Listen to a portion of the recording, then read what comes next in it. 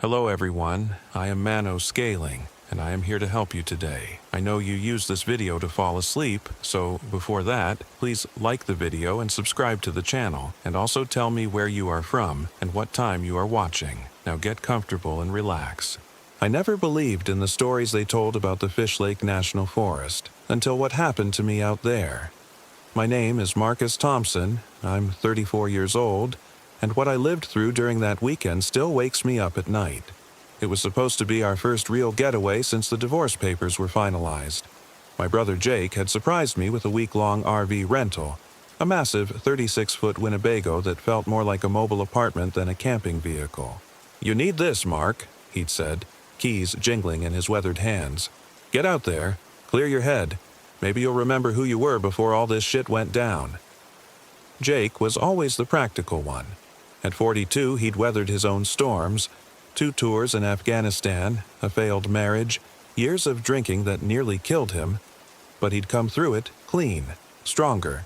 Now he worked construction in Salt Lake City, lived alone with his German Shepherd, Ranger, and seemed genuinely happy for the first time in years.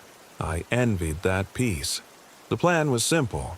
Drive the RV deep into Utah's Fish Lake National Forest, find a remote spot near one of the high-altitude lakes, and spend 5 days fishing, reading, and pretending the outside world didn't exist.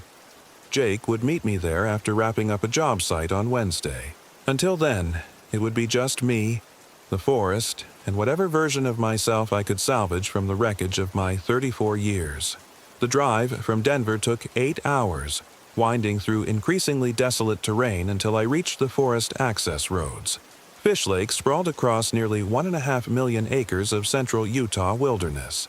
A maze of alpine lakes, dense aspen groves, and towering evergreens that seemed to stretch endlessly in every direction. The deeper I drove, the more the modern world fell away, replaced by something older, wilder, and strangely unsettling. I'd reserved a spot at a backcountry campground near Dr. Lake, but when I arrived, the ranger station was closed and the campground was empty. A handwritten sign taped to the office window read, "Road closure, mile 23 to mile 31, bridge out." Below it, in different handwriting, "Try Pando Creek, 8 miles north." I'd never heard of Pando Creek, and it wasn't marked on my GPS, but the Forest Service map showed a thin blue line winding through a remote valley. The access road was barely more than 2 tire tracks carved through dense aspen stands, but the Winnebago handled it better than I'd expected. After 40 minutes of careful driving, I emerged into a hidden meadow beside a crystalline creek that reflected the late afternoon sky like polished glass. It was perfect. Too perfect. The meadow stretched roughly 200 yards in each direction, surrounded by walls of white-barked aspens that whispered constantly in the mountain breeze. The creek curved along the eastern edge, maybe 20 feet wide and running clear enough to see every stone on the bottom. On the western side, a stand of ancient ponderosa pines created natural windbreaks, their trunks scarred with old burn marks from some long-forgotten fire. I parked the RV facing the creek and spent an hour getting everything set up, extending the awning, leveling the vehicle, testing the generator. Everything worked perfectly. The refrigerator hummed, the air conditioning cycled on and off, and the satellite TV picked up 3 channels despite our remote location. For the first time in months, I felt something that might have been contentment. That first night, I grilled a steak on the portable barbecue and ate it while watching the sunset paint the aspen leaves gold and copper. The creek provided a constant, soothing murmur that seemed to wash away the stress and anger I'd been carrying since Lisa served me with papers. I called Jake on my cell phone, 1 bar of service, and told him I'd found paradise. "Just don't go native on me," he laughed. "I'll be there Wednesday morning. Save me some of that trout you're gonna catch." After dark, I tried reading but kept getting distracted by the sounds outside. The forest was incredibly alive. Owls calling across the valley, something large crashing through the underbrush, the occasional splash from the creek that might have been a beaver or a jumping fish. Around midnight, I heard what sounded like coyotes howling in the distance, their voices rising and falling in an eerie harmony that made my skin crawl. I'd never been afraid of wildlife, but there was something unsettling about the quality of those howls. They seemed too organized, too purposeful, like they were communicating specific information rather than just making noise. I closed the windows and turned up the TV, letting the drone of late-night infomercials drown out whatever was happening in the darkness outside. The second day started beautifully. I woke to sunlight streaming through the RV's windows and the smell of coffee from the automatic maker Jake had programmed before I left. The creek sparkled in the morning light, and I could see trout rising to feed on insects near the opposite bank. I spent 3 hours fishing, catching and releasing half a dozen beautiful cutthroats, feeling more relaxed than I had in years. It was around noon when I first noticed the tree. I'd been sitting on a folding chair beside the creek, eating a sandwich and watching the water flow, when something caught my eye across the meadow. One of the larger aspens, maybe 50 yards from the RV, had strange markings carved into its pale bark. At first glance, they looked like random scratches, the kind that animals might make sharpening claws. But the more I stared, the more deliberate they appeared. Curious, I walked over to examine them more closely.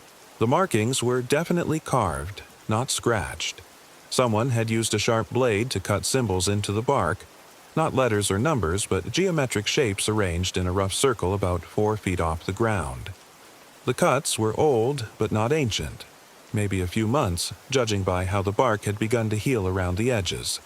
Probably some teenagers on a camping trip, I decided. Or maybe hunters marking territory. Nothing to worry about. But as I walked back to the RV, I noticed more marked trees. Not many, maybe 1 in 20 had the symbols, but they seemed to form a rough perimeter around the meadow. Always the same geometric pattern, always at the same height, always facing inward toward the clearing where I'd parked. That afternoon, I tried calling Jake again, but my phone had no signal.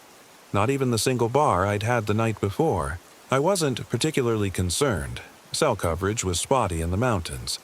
But it added to a growing sense of isolation that I couldn't quite shake. The sun set earlier than I'd expected, the surrounding peaks casting long shadows across the meadow by 5 o'clock. I'd planned to do more fishing, but the water looked dark and uninviting in the gathering dusk. Instead, I retreated to the RV and spent the evening watching a DVD, trying not to think about the strange symbols or the way the forest seemed to press closer to my windows after dark. The coyotes started howling again around midnight, but tonight they sounded closer. Much closer. I muted the TV and listened, trying to determine their location. The sounds seemed to come from multiple directions, north, south, east, as if I was surrounded. But coyotes were pack animals, I reminded myself. It was probably just one family group, and sound carried strangely in the mountains. Then I heard something that made my blood freeze. Mixed in with the howling, almost hidden beneath it, was something that sounded disturbingly like human voices. Not words, exactly, but vocal patterns that rose and fell in a way that seemed too complex, too structured for animals. I pressed my ear to the window, straining to listen, but the sounds faded as quickly as they'd come, leaving only the whisper of wind through the aspens. I told myself I was imagining things. Stress, isolation, the aftermath of my divorce, any of those could explain why I was hearing things that weren't there. But I spent the rest of the night with every light in the RV blazing and the generator running at full capacity, as if the artificial illumination could hold back whatever was moving through the darkness outside. Wednesday morning brought no sign of Jake. He should have arrived by 9 at the latest, but noon came and went with no sign of his pickup truck. I hiked to the highest point I could find, a rocky outcrop about half a mile from the meadow, and spent an hour scanning the access road with binoculars. Nothing. No vehicles, no dust clouds, no sign that anyone else existed in this corner of the world. My cell phone was completely dead now, not even powering on despite being fully charged the night before. The RV's radio picked up nothing but static, and even the GPS had stopped working, showing only a blank screen where the map should be. It was as if some invisible force had severed all my connections to the outside world. That's when I found the first Polaroid. I was walking back from my unsuccessful phone call attempt when I spotted something white fluttering against the base of one of the marked trees. It was an instant photograph, the kind from an old Polaroid camera showing the meadow from exactly the angle where I'd parked the RV. But in the photo, the RV wasn't alone. Dozens of dark figures stood around it in a rough circle, too distant and blurry to make out details, but unmistakably human in shape. My hands shook as I examined the image. The photo appeared recent, not faded or damaged by weather, but that was impossible. I would have seen people in the meadow. The clearing was completely open, offering no place for dozens of figures to hide, unless the photo had been taken at night. I ran back to the RV, suddenly desperate for its aluminum walls and locked doors. But as I approached, I noticed something that made my heart hammer against my ribs. Fresh footprints circled the vehicle, dozens of them, pressed deep into the soft earth beside the creek. Barefoot human prints, far too many to count, forming concentric circles around my temporary home. I hadn't heard a thing. That night, I didn't even pretend to sleep. I sat in the driver's seat with the engine running, ready to flee at the first sign of trouble. Every few minutes, I swept the meadow with a powerful flashlight, probing the tree line for movement. Around 2 in the morning, I thought I saw pale figures moving between the aspens, but when I focused the beam directly on them, there was nothing but empty forest. The howling started again at 3, but now I was certain it included human voices, not just random sounds, but what might have been words in a language I didn't recognize. The voices seemed to circle the RV, sometimes close enough that I imagined I could feel breath on the windows, sometimes distant and echoing as if coming from the bottom of a deep well. When dawn finally came, I found more Polaroids, 5 of them this time scattered around the RV like fallen leaves. Each showed the same basic scene, my vehicle in the meadow, but from different angles and different times. In some, the mysterious figures stood at the forest edge. In others, they appeared closer, their forms still maddeningly indistinct but clearly advancing toward the camera. The final photo in the sequence showed my RV's door standing open, warm light spilling out into the darkness, but no sign of me. I hadn't opened that door once during the night. Jake should have been there by now. Even if his job had run long, even if he'd gotten lost, he would have found a way to contact me or simply arrived late. His absence meant something was seriously wrong, either with him or with this place, maybe both. I spent the morning preparing to leave. The Forest Service map showed 3 possible routes back to the main highway, and I was determined to try them all if necessary. But when I attempted to start the RV, nothing happened. The engine turned over once, twice, then died completely. The dashboard lights flickered and went dark. Even the battery-powered radio fell silent, as if some invisible drain was sucking the life from every electronic device I possessed. I popped the hood and spent 2 hours checking every connection I could identify. Everything looked normal. The battery showed a full charge, the belts and hoses appeared intact, and there were no obvious signs of sabotage. The engine simply refused to start, as if it had forgotten how. With transportation gone and no way to call for help, I was effectively trapped. The nearest town was at least 20 miles away by the winding forest roads, too far to walk in a single day, especially carrying the supplies I'd need to survive a night in the open. My best hope was that Jake would eventually arrive and find me, assuming nothing had happened to him. That assumption felt increasingly fragile. I spent the afternoon organizing my remaining supplies and trying to come up with a survival plan. Food wasn't an immediate concern. The RV's refrigerator and pantry were well stocked, but water might become an issue if the creek became contaminated or inaccessible. More importantly, I needed to figure out who or what was leaving the Polaroids and circling the RV at night. The rational part of my mind insisted there had to be a logical explanation. Maybe local teenagers were playing elaborate pranks on campers. Maybe I was experiencing some kind of psychological breakdown triggered by the divorce and isolation. Maybe the high altitude was affecting my brain, causing hallucinations and paranoia. But the Polaroids were real. The footprints were real. And as evening approached, I could feel something building in the forest around me.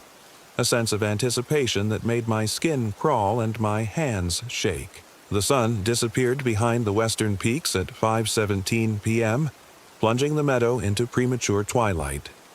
I sealed myself inside the RV, checking and double-checking every lock, every window latch, every possible point of entry.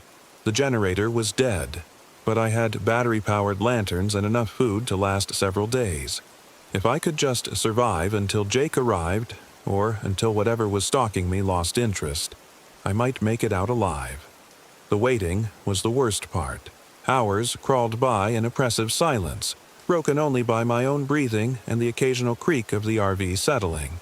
No wind stirred the aspens. No water gurgled in the creek. Even the usual forest sounds had vanished, as if every living creature had fled the area. At exactly midnight, they started singing. It began as a low humming that seemed to rise from the earth itself, too deep to be human, but too structured to be natural. Gradually, other voices joined in. Higher pitches, complex harmonies, words that might have been in an ancient language or might have been no language at all. The melody was hauntingly beautiful and utterly terrifying, like a funeral dirge composed by angels and performed by demons. I pressed my face to the window, trying to see the singers, but the darkness outside was absolute. My flashlight beam revealed nothing but empty meadow and the pale trunks of distant aspens, yet the voices surrounded me, dozens of them, maybe hundreds, creating a choir that made my bones vibrate and my teeth ache. The singing continued for exactly 1 hour, then stopped as abruptly as it had begun. In the sudden silence, I heard footsteps on the RV's roof. Slow, deliberate steps, moving from the front of the vehicle toward the rear. Not the scampering of a raccoon or the scratching of a bird, but the measured pace of something large and bipedal, something that knew I was listening and wanted me to hear. The footsteps reached the rear of the RV, paused, then began moving along the side toward my window. I fumbled for my flashlight, but before I could turn it on, pale fingers appeared at the edge of the glass. Long, impossibly thin fingers that pressed against the window from outside, leaving smudges on the dark surface. I stumbled backward, knocking over a folding chair, biting my tongue to keep from screaming. The fingers remained motionless for perhaps 30 seconds, then slowly withdrew. The footsteps resumed, moving around the entire perimeter of the RV in a slow, methodical circuit, 3 times around. Then, silence. I spent the rest of the night huddled in the rear bedroom, clutching a kitchen knife and jumping at every sound.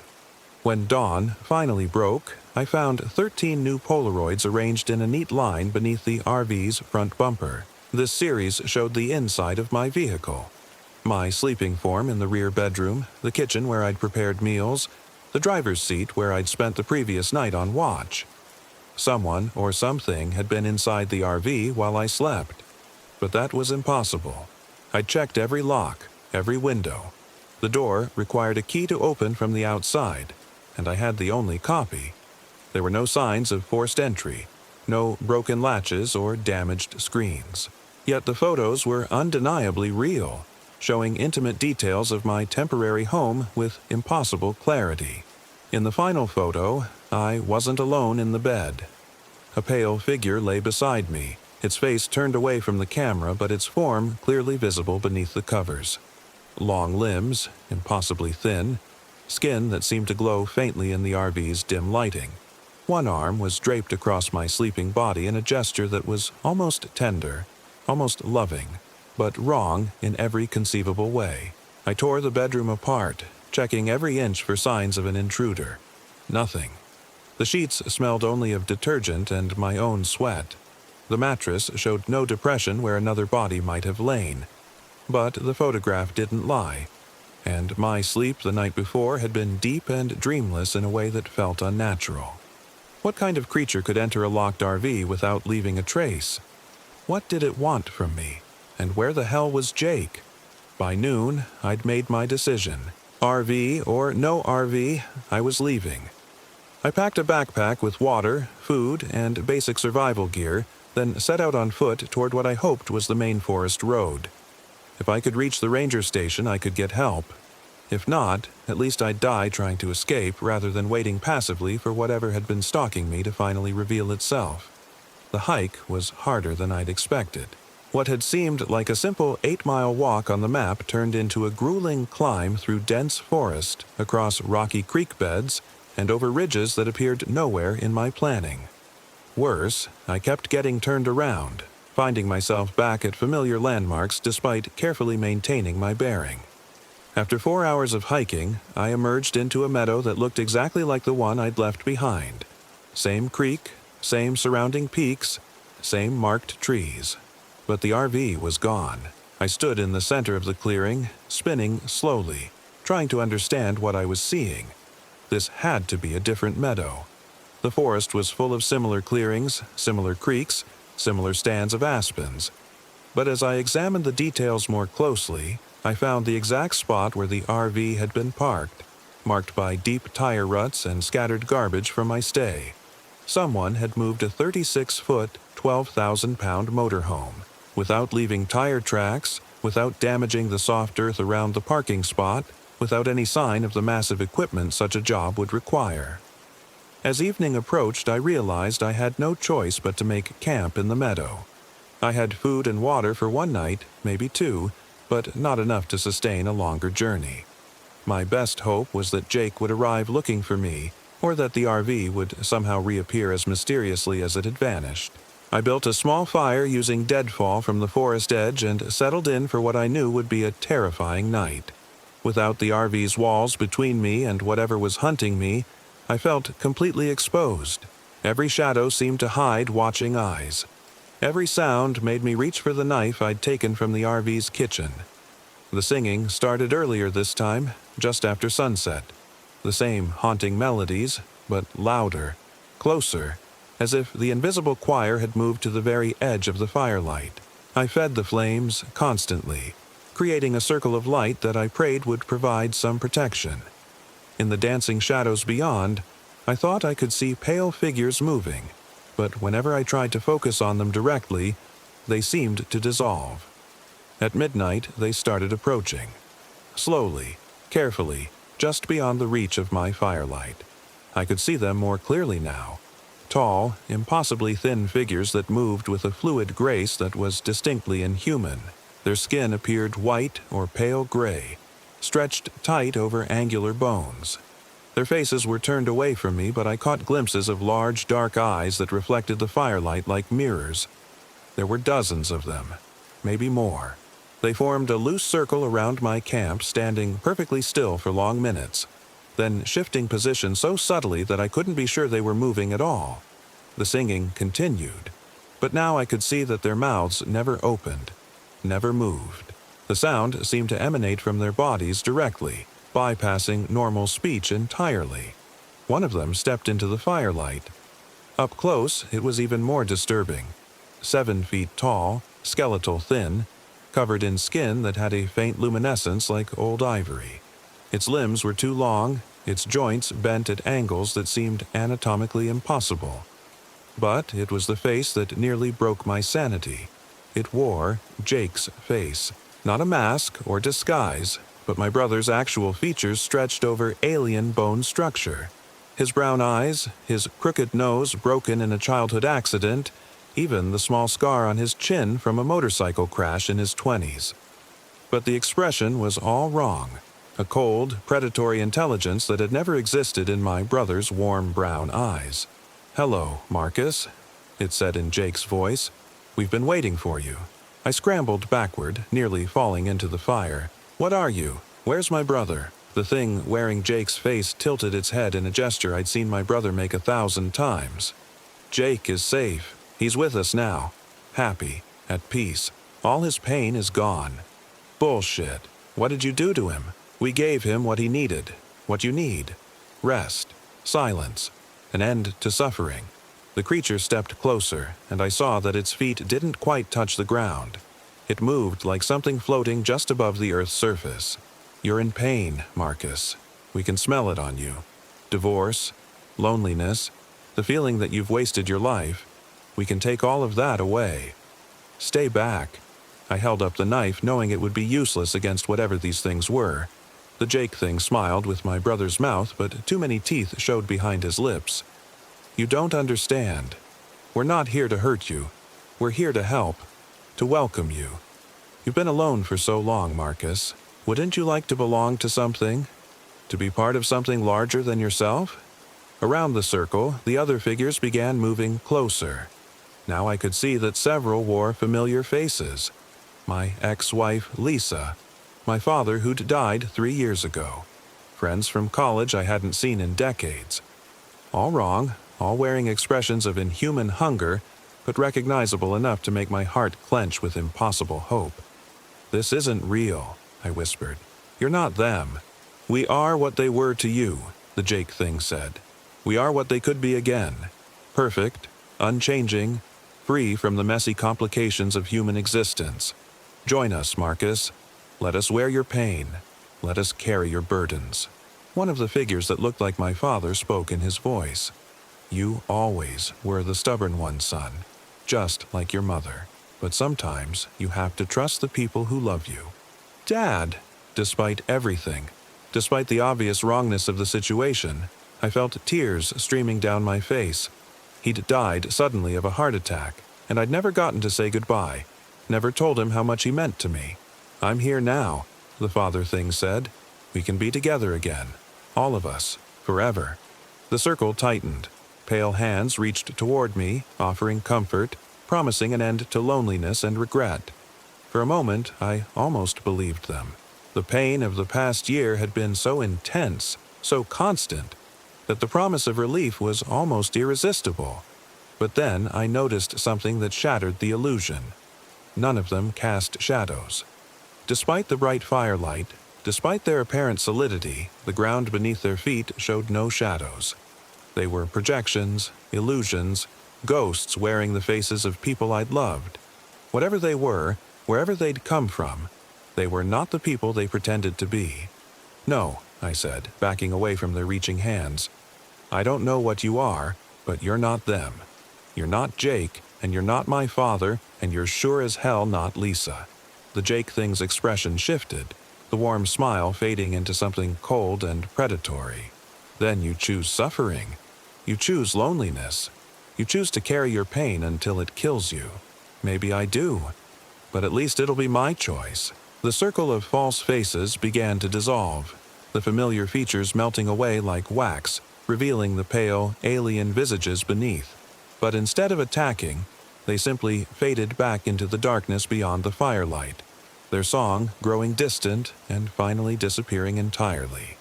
I spent the rest of the night feeding the fire and waiting for dawn, certain they would return. But as the first rays of sunlight touched the meadow, I found myself alone, with only the whisper of wind through the aspens and the gentle murmur of the creek. The Polaroids were there when I woke from a brief doze around sunrise. Just 3 this time, but they told a story that made my blood freeze.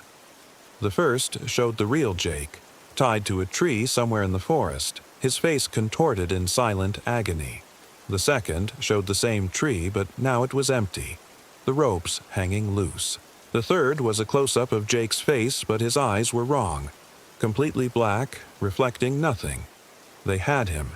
Whatever these things were, they had taken my brother and done something to him. The creature wearing his face hadn't been an imitation. It was Jake himself, transformed into something inhuman. I had to find him. Had to try to save him, even if it meant walking into whatever trap they'd prepared. The photographs had been left for a reason, a breadcrumb trail leading me deeper into their domain. But what choice did I have? Jake was family, the only family I had left. I couldn't abandon him, even if rescuing him might be impossible. The marked trees provided a trail of sorts. Following the carved symbols from aspen to aspen, I made my way deeper into the forest, climbing toward higher elevations where the air grew thin and the trees grew sparse. The path led through landscapes that felt increasingly unreal, meadows where the grass grew in perfect spirals, streams that flowed uphill, clearings where the shadows fell in directions that defied the sun's position. After 6 hours of hiking, I found the place in the first Polaroid. It was a grove of ancient ponderosa pines, their massive trunks scarred by fire and time. In the center stood the tree where Jake had been bound, strips of rope still hanging from its bark. But now the tree bore other decorations. dozens of Polaroid photographs pinned to its trunk like grotesque fruit. Each showed a different person, presumably other travelers who had found their way to this cursed valley. Some looked terrified, others resigned, a few almost peaceful. All had the same black, reflective eyes that I'd seen in the final photo of Jake. At the base of the tree, I found a journal. It was bound in what looked like human skin, filled with entries written in multiple hands, different ink, different handwriting, different languages in some cases. But the story they told was depressingly consistent. Travelers would arrive in the valley, drawn by its beauty or seeking solitude. The entities would approach them, offering to take away their pain, their loneliness, their regrets. Some resisted and were eventually worn down. Others accepted the offer immediately. All ended up as part of whatever collective consciousness controlled these creatures. The most recent entry was in Jake's handwriting. Day 3. They're in my head now. I can feel them moving around, rearranging my memories, taking away the bad ones. It feels good, better than the pills, better than the alcohol. They're showing me things, what I could be without all the damage from the war, without all the mistakes I've made. Marcus will understand when he gets here. He's hurting too. The divorce, the job stress, the loneliness. We can heal together. We can be perfect together. Day 4. I can't remember why I was afraid. They're not taking anything away. They're giving me everything I ever wanted. Peace, purpose, a sense of belonging to something greater than myself. When Marcus joins us, we'll have all the time in the world to be brothers again.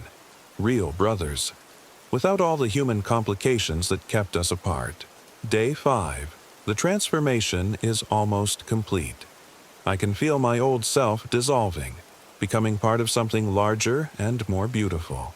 Marcus is here now. I can sense him in the valley.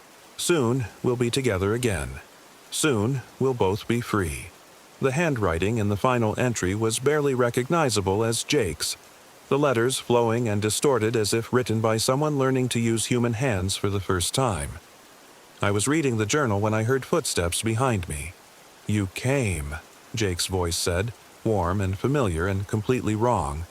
"I knew you would." I turned to face the thing wearing my brother's body.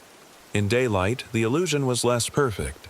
Jake's face was too pale, his movements too fluid, his eyes reflecting light like black mirrors. But it was still him, still recognizably the brother I'd grown up with, fought with, loved despite all our differences. "Let him go," I said, though I had no idea who I was talking to or whether such a request had any meaning. "He doesn't want to go," the Jake thing replied. "He's happy here, happier than he's been since he got back from Afghanistan. We've taken away his nightmares, his guilt, his need to drink himself to sleep every night. He's at peace, Marcus. Isn't that what you always wanted for him?" It was true. I had wanted Jake to find peace, to recover from whatever damage the war had done to him. But not like this. Not by becoming something that wasn't him. "You're parasites," I said. "You feed on human suffering, but you don't eliminate it. You just relocate it, concentrate it, use it to fuel whatever you really are." The Jake thing smiled. "Such limited thinking. You see predator and prey because that's all your species understands. We offer transcendence, evolution, freedom from the biological prison that traps human consciousness, by stealing our bodies, by perfecting them. Jake's body was damaged, poisoned by chemicals and trauma and genetic predispositions toward mental illness. We've repaired all of that. He'll never age, never sicken, never feel the despair that was slowly killing him, and he's not alone anymore. He's part of our collective, connected to hundreds of others who share his experiences and understand his pain." I looked around the grove and realized that some of the trees weren't trees at all. They were the transformed remains of previous victims, their bodies stretched and altered until they resembled the ancient pines around them. Their faces were still visible in the bark, expressions frozen in something that might have been ecstasy, or might have been eternal screaming. "You're insane," I whispered. "We're evolved," the Jake thing corrected, "and we're offering you the same gift. You don't have to suffer anymore, Marcus."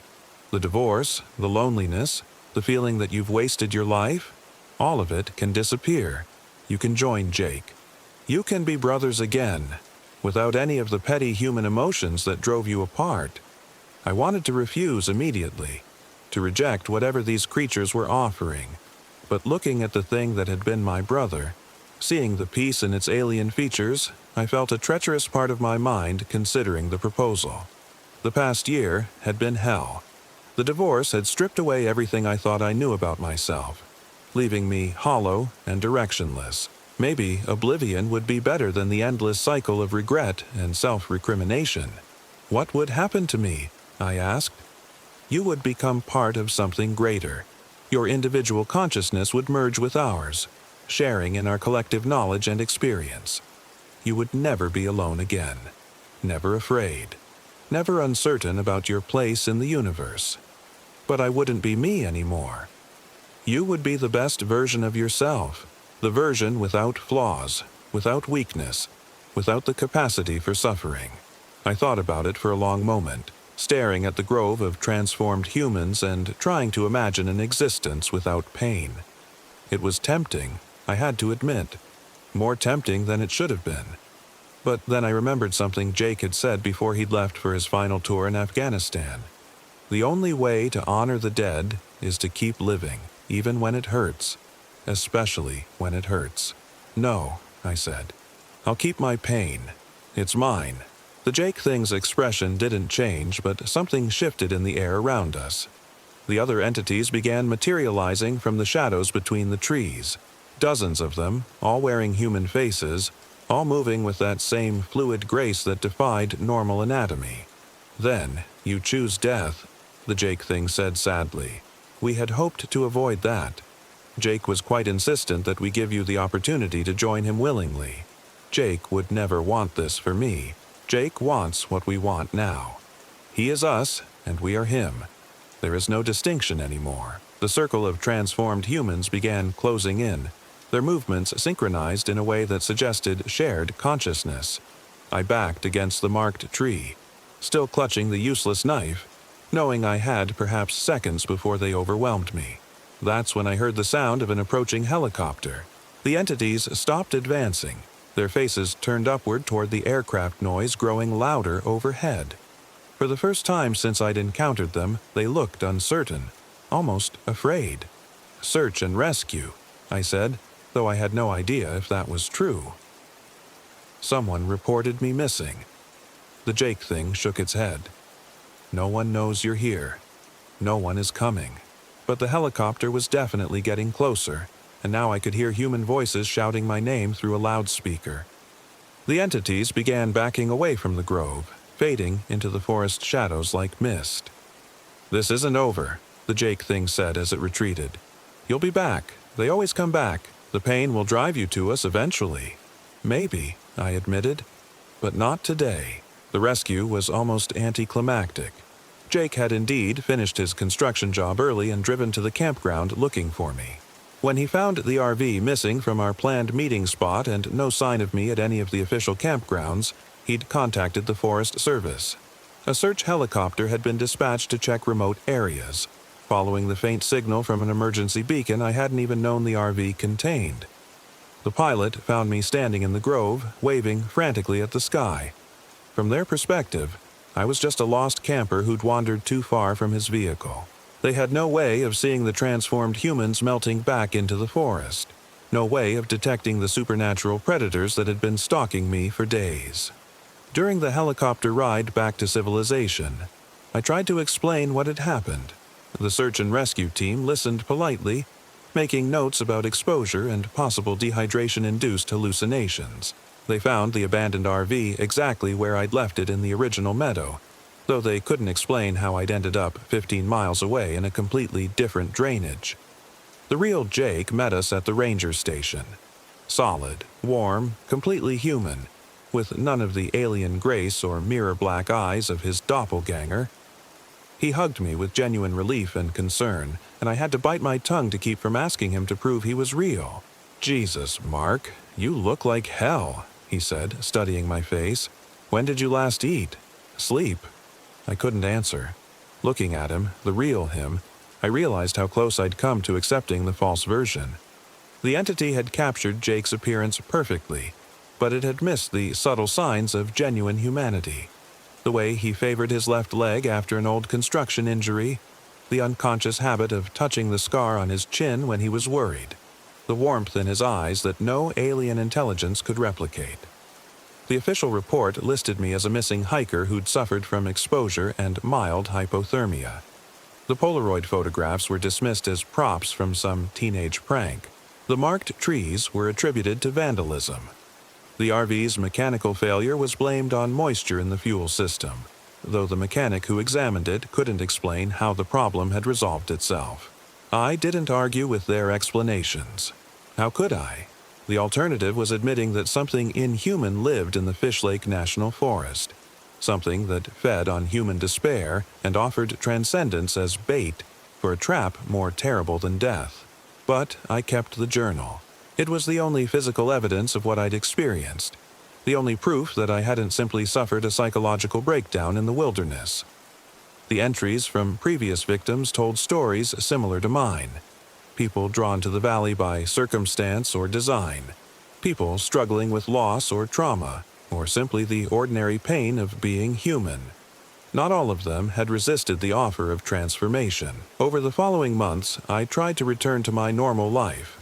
I found a new apartment in Denver, threw myself into my work as a software engineer, even started dating again. But the experience in the forest had changed something fundamental about my relationship with suffering. Where once I'd seen pain as something to be avoided or medicated away, I now understood it as proof of my humanity. The divorce still hurt.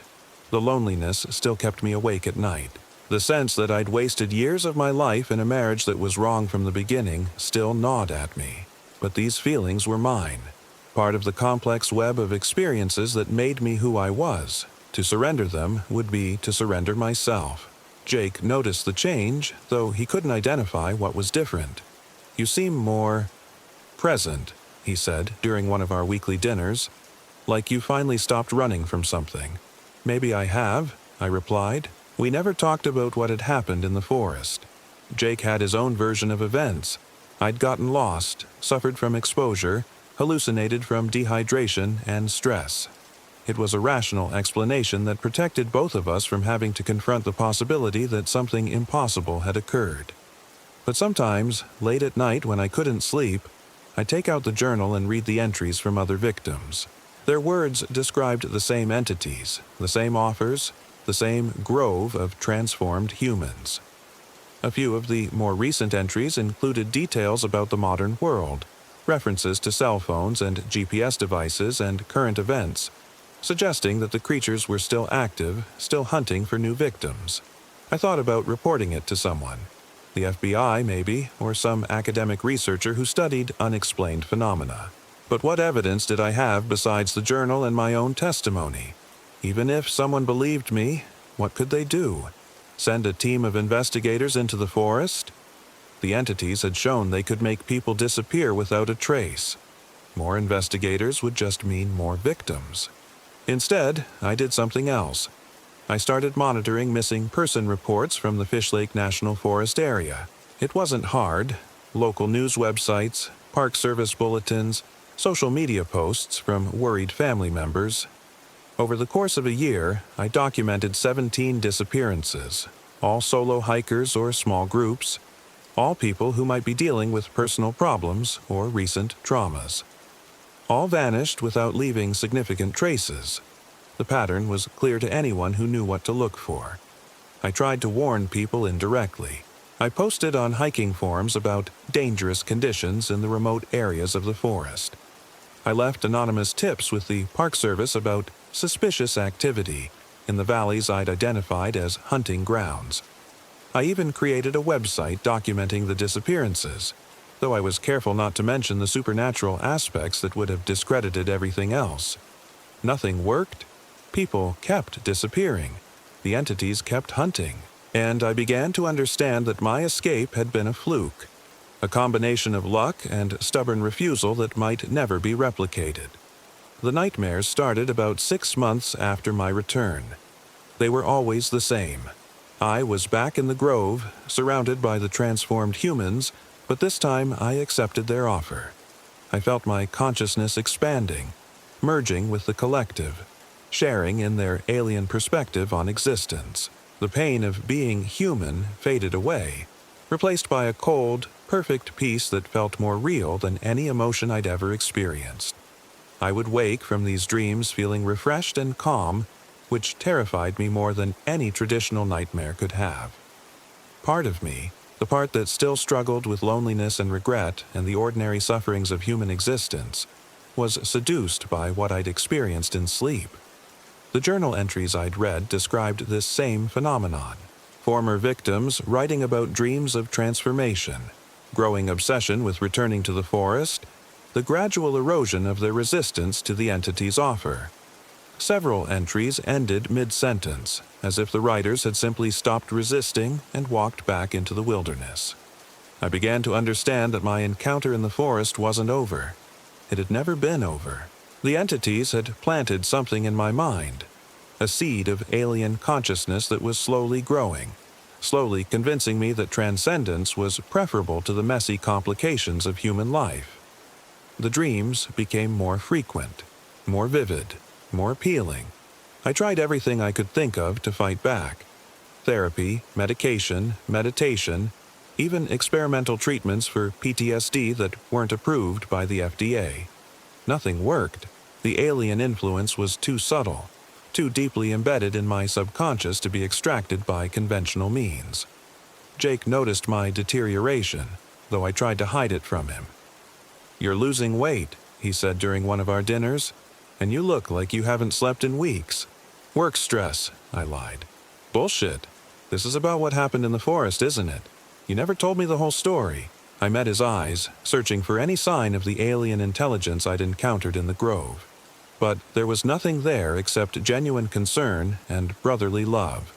This was the real Jake, unchanged and human and worried about me. If I told you the whole story, you'd think I was crazy. Maybe, but I'd still listen. So I told him everything. The entities, the transformations, the journal, the dreams that were slowly eroding my resistance to their offer. Jake listened without interrupting, his expression growing more concerned as the story progressed. "You think they're still after you," he said when I finished. "I know they are. This thing in my head, it's not going away. If anything, it's getting stronger."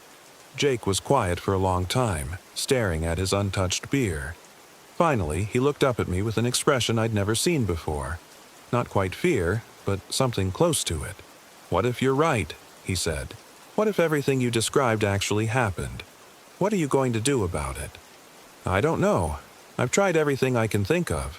"No," Jake said. "You haven't." He was right, of course. There was one option I hadn't considered, one solution that might permanently end the entity's influence over my mind. But it would require going back to the forest, back to the grove where the transformed humans waited. It would mean confronting the creatures on their own territory with no guarantee of success or survival. It would mean risking not just my life, but my humanity. "You can't go back there alone," Jake said, reading my thoughts. "Whatever these things are, they're stronger in their own domain. You'll need backup. I won't ask you to—" "You're not asking. I'm volunteering. You're my brother, Mark. I'm not letting you face this alone." I wanted to refuse, to protect him from the dangers I'd barely survived once. But the alien influence in my mind was growing stronger every day, and I could feel my resistance crumbling. Soon, I would return to the forest voluntarily, drawn by dreams of perfect peace and freedom from suffering. When that happened, I would need someone to pull me back from the brink. We spent the next month preparing. Jake used his military contacts to acquire equipment that wasn't available to civilians. Night vision goggles, tactical radios, even a small cache of weapons that he claimed could stop anything organic. I researched the forest's history, looking for clues about the entity's origins and potential weaknesses. What I found wasn't encouraging. The disappearances went back more than a century, according to historical records. Native American tribes had considered the area cursed, warning against traveling alone through certain valleys.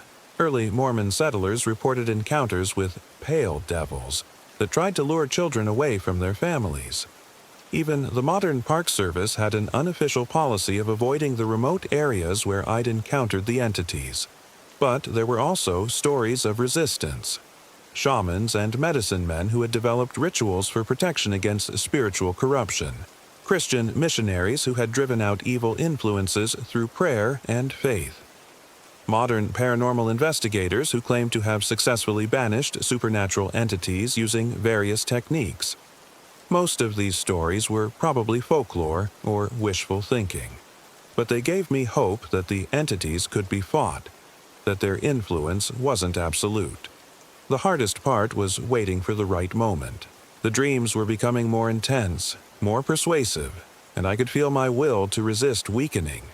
Soon, the alien influence would overcome my defenses entirely, and I would become another willing victim walking into the forest. When that moment came, Jake would have to stop me by force if necessary. We returned to Utah in early October, when the aspen leaves were beginning to turn gold and the nights were cold enough to discourage casual campers. Jake had modified his pickup truck with additional fuel tanks and communication equipment, turning it into a mobile base of operations. Our plan was simple: establish a secure perimeter outside the entity's hunting ground, then enter the forest in daylight with multiple escape routes planned. If the alien influence became too strong, Jake would drag me back to the truck and drive us both to safety. If we encountered the entities directly, we would try to negotiate or fight our way out. If I began to succumb to their offer of transformation, Jake had orders to do whatever was necessary to stop me. It wasn't a good plan, but it was the only plan we had. The forest looked different in autumn. The aspens had turned brilliant yellow, creating patches of golden light that seemed to glow from within. The air was crisp and clean, carrying the scent of fallen leaves and approaching winter. Under different circumstances, it might have been beautiful, but I could feel the alien presence immediately. A cold weight in my mind that grew stronger as we approached the valley where I'd first encountered the entities. The dreams had been preparing me for this moment, eroding my resistance and replacing my fear with anticipation. They were waiting for me. They had always been waiting. We parked the truck at the same spot where I'd left the RV months earlier and continued on foot, following the trail of marked trees toward the grove. Jake carried most of the equipment while I struggled against the growing compulsion to simply walk away from him, to surrender myself to the entity's embrace. "Talk to me," Jake said when he noticed my distress. "Tell me what you're feeling." "They're in my head," I managed. "Stronger now. It's hard to remember why I was afraid of them. Because they're not human. Because they want to erase everything that makes you who you are. But what if that's a good thing? What if being human is the problem?" Jake stopped walking and grabbed my arm, forcing me to meet his eyes. "Listen to me, Mark. That's not you talking. That's them, using your own doubts against you. Remember why we came here. Remember what you're fighting for." I tried to focus on his words, but the alien influence was like a drug in my bloodstream, making everything seem distant and unimportant. The pain of the divorce, the loneliness, the sense of wasted years, all of it could disappear if I just stopped resisting. Why was I clinging to suffering when transcendence was being offered freely? We reached the grove as the sun was beginning to set, casting long shadows between the transformed trees. The entities were already there, dozens of them standing motionless among the ponderosas. They wore human faces I didn't recognize, but their expressions were identical. Patient, welcoming, utterly alien. The Jake entity was there too, looking exactly as I remembered. It smiled when it saw me, and I felt my heart clench with impossible longing. This was my brother as he could be, perfect, undamaged, free from all the trauma and pain that had defined his adult life. "You came back," it said in Jake's voice. "I knew you would." The real Jake stepped up beside me, weapon raised, and I saw both versions of my brother standing side by side. The contrast was stark, one human and flawed and beautifully real, the other a perfect imitation that somehow missed the essential spark of genuine life. "Which one of us do you choose?" the Jake entity asked. "The brother who loves you despite your flaws, or the brother who can take those flaws away forever?" I looked back and forth between them, feeling the alien influence pushing me toward the false Jake. The perfect Jake. The Jake who could offer me everything I thought I wanted. But then I noticed something that shattered the illusion completely. The real Jake was crying. Not from fear or pain, but from love. Messy, complicated, entirely human love for a brother who was about to make a choice that would destroy them both. The Jake entity showed no such emotion. It was incapable of such emotion, because emotion was one of the human traits it had been designed to eliminate. "I choose him," I said, pointing to my real brother. "I choose the one who can cry." The entities began moving closer, their faces shifting from patient welcome to cold hunger. But this time, I was ready for them. Jake and I had planned for this moment, prepared for the final confrontation. I pulled the white phosphorus grenade from my pack and held it up for them to see. "This is military grade," I announced. "It burns at over 1500 degrees Celsius, hot enough to destroy organic matter completely, no matter how alien it might be." The entities stopped advancing, their expressions uncertain for the first time since I'd encountered them. "You would destroy yourself to spite us?" the Jake entity asked. "If necessary, but I'm hoping it won't come to that. I want to make you a counteroffer." Jake looked at me in surprise. This wasn't part of our plan. "You feed on human suffering," I continued, addressing the entire grove. "But you also seem to require willing victims, people who choose to join you, who surrender their humanity voluntarily. What if I could provide you with something better?" "What could be better than transcendence?" the Jake entity asked. "Purpose, direction, a reason to exist beyond simple predation." I gestured toward the transformed humans rooted among the trees. "Look at them. Look at what you've created. They're not transcendent. They're empty, hollow. You've consumed everything that made them human without replacing it with anything meaningful. We have given them peace. You've given them oblivion. But what if there was another way? What if instead of consuming human suffering, you helped alleviate it? What if you became healers instead of predators?"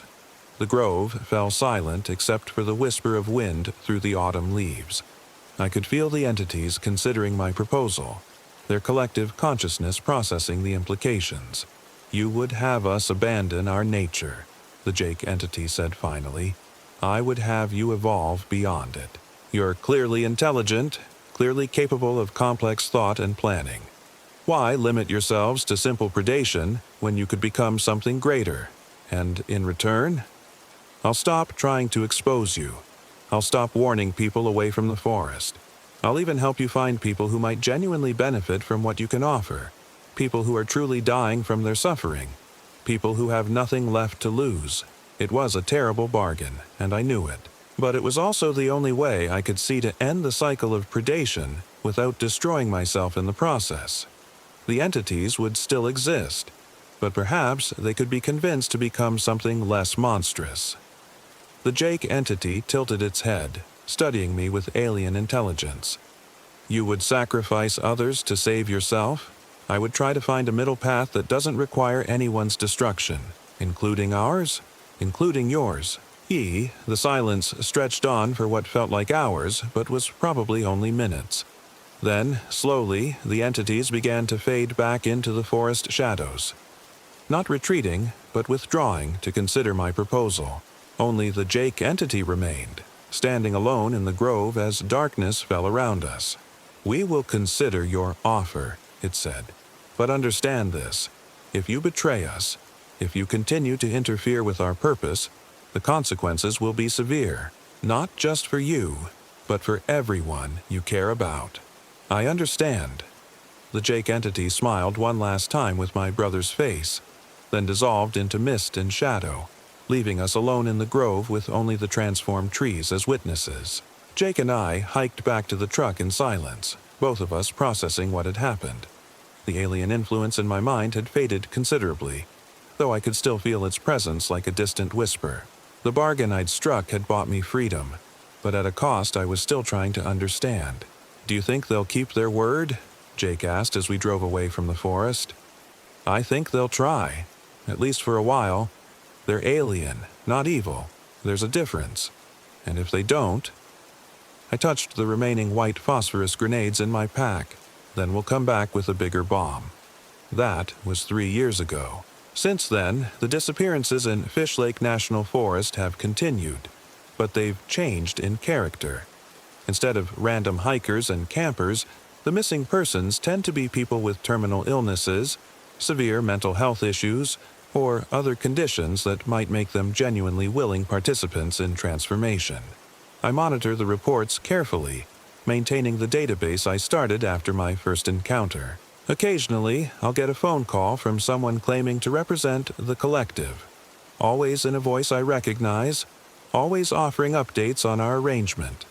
The entities seem to be keeping their side of the bargain, selecting their victims more carefully, even providing what might be considered a genuine service to people who have exhausted all other options. It's not a perfect solution. I still lose sleep wondering if I made the right choice, whether I should have tried to destroy them completely rather than negotiating a compromise. But the alternative, allowing them to continue hunting indiscriminately, seemed worse.